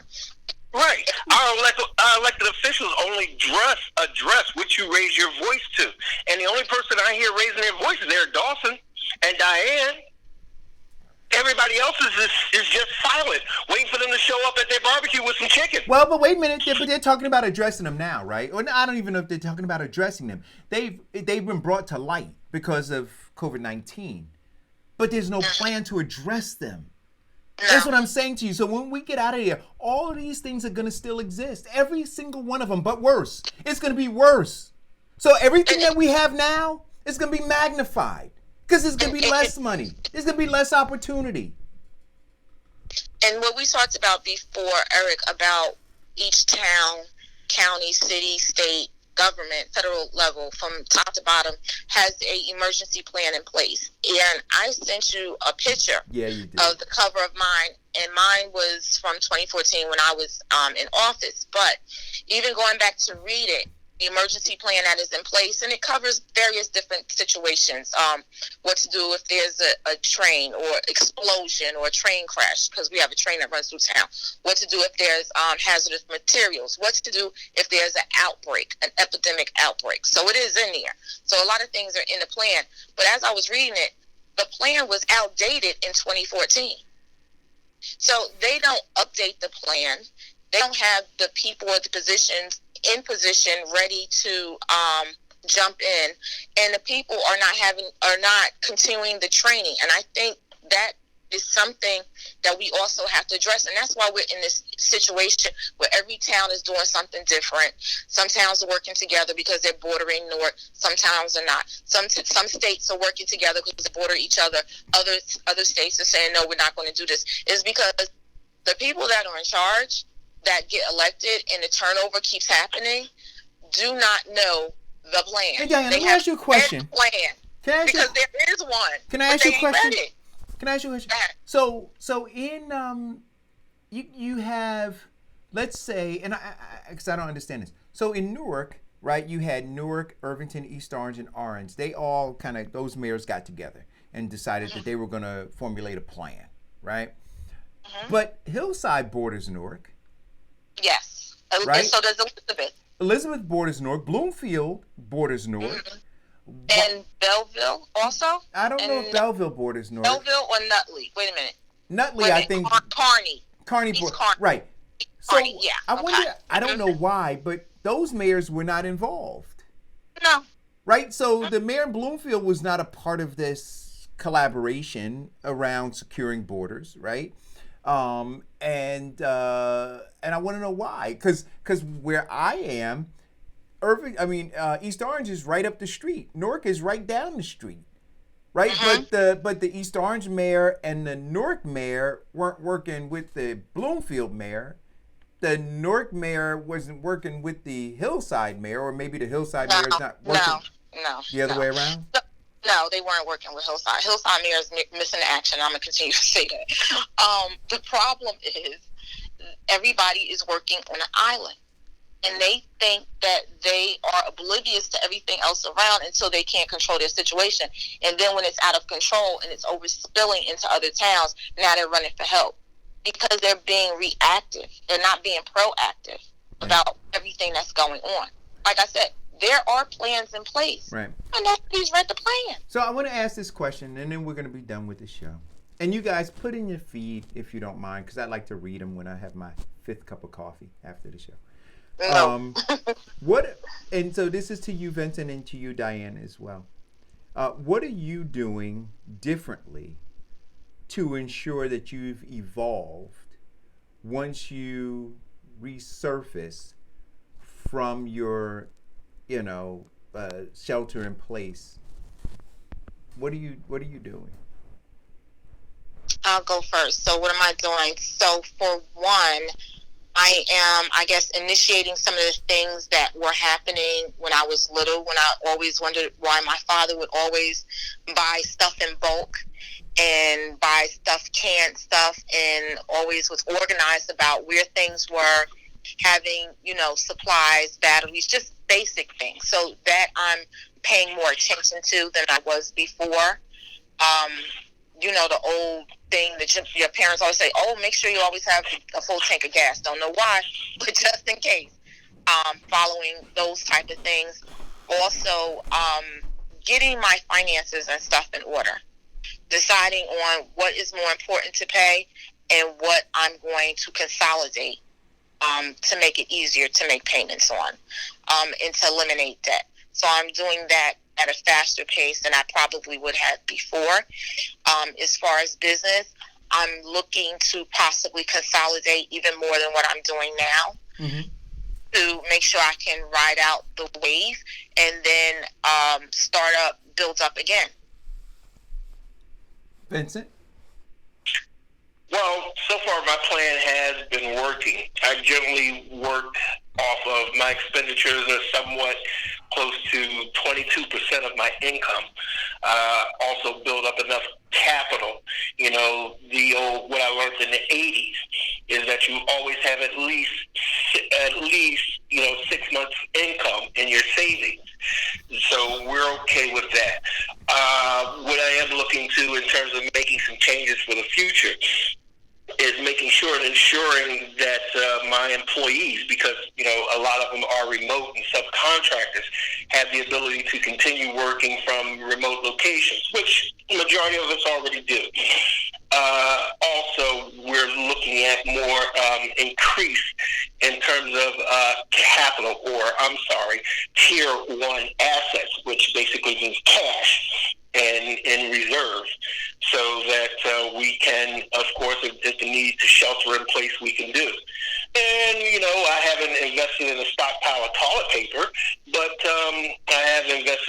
stockpile of other things. We're back to canned foods with our last shopping rather than the fresh foods, because we can wipe the cans off the canned foods, and we know that nobody's walking around without a mask, talking and sneezing all over it. And also looking at our politicians that are in play, watching their moves to see what we need to do different, understanding true leadership and what it means, rather than these people who give you these sound bites and just show up at these events. So we're looking at more changes. Also, my wife's a teacher, so we've been talking with some companies to get her kids some free computers so that they can continue on with their education. Because you're looking at the second grade, and even from home, she's gotten them to increase their reading levels, which is grossly and extremely important, as well as understanding that the leadership in my home is most important, because now they get to see me more during the day than they've had during most of their life. So making sure my walk and motivation is always encouraging and inspiring, letting them know that, we will get through this. And, of course, letting them see more of my sense of humor, because they hear me doing the show, and they're laughing at my jokes, and after a while my wife goes, "How come you never told me that one before?" So it's more of a level of not only sheltering in place, but also keeping in place your family and those who are closest to you, because everybody is having anxieties about this. Every day we get a text or a phone call from someone that we know and love has passed away, or someone that we know and love has caught the virus. So keeping everybody emotionally safe and secure, as well as physically, is my biggest priority now. Cool. So listen, I want to thank, I told you what I'm doing to evolve. I'm getting my chicken coop. I'm growing some plants. I'm getting my gun permit. Amina and I be on the second floor. She in the front window, me in the back, protecting our interests. Well, you can't tell the whole strategy. Hey, listen, come if you want. Come look at that chicken if you want. Come get that chicken if you want. Listen. Oh, and the goat. Yes, and the goat. But for goat milk only. Okay. So listen, I want to thank, hey, Joanne Crafton, thanks for tuning in. Sid, thank you. Shakima, I'm gonna go down and list some of these people. Andre Little, thanks for tuning in. Sean Mobley. Oh, Shauna, that's my cousin. Thank you for tuning in. Vincent Squire, you're in the thread, man. Keep posting. Dre Sandrod, thank you for your comments. Who else do we have in here? Munira Bumani. Be safe out there on the road, Munira, if you're still out on the road. Rashida Sharif, thank you. No relation to us, I don't think. Who else do we have in there? Gaetano, thank you for tuning in. All of you guys, thanks for tuning in. Keep the thread alive. Derek Ware, classmate. Hey, man. Oh, and Maurice Brigg, another one of my classmates, former classmates. Thank you guys for tuning in. Please hit the share button. Let's use this time to evolve, right? To grow during the age of COVID-19. Diane L. Murray Clements, I'll talk to you on the flip side. You so dated. You so old. Oh, and happy birthday to my husband. Today's his birthday. Happy-licious. Yay. Aww. Oh, you know what? I wish I'd have known. I would have queued up happy birthday. Oh, that's okay. I'll spare the people. I won't sing it. I'm going to give him a private of it. Goodbye. Thanks for tuning in, guys.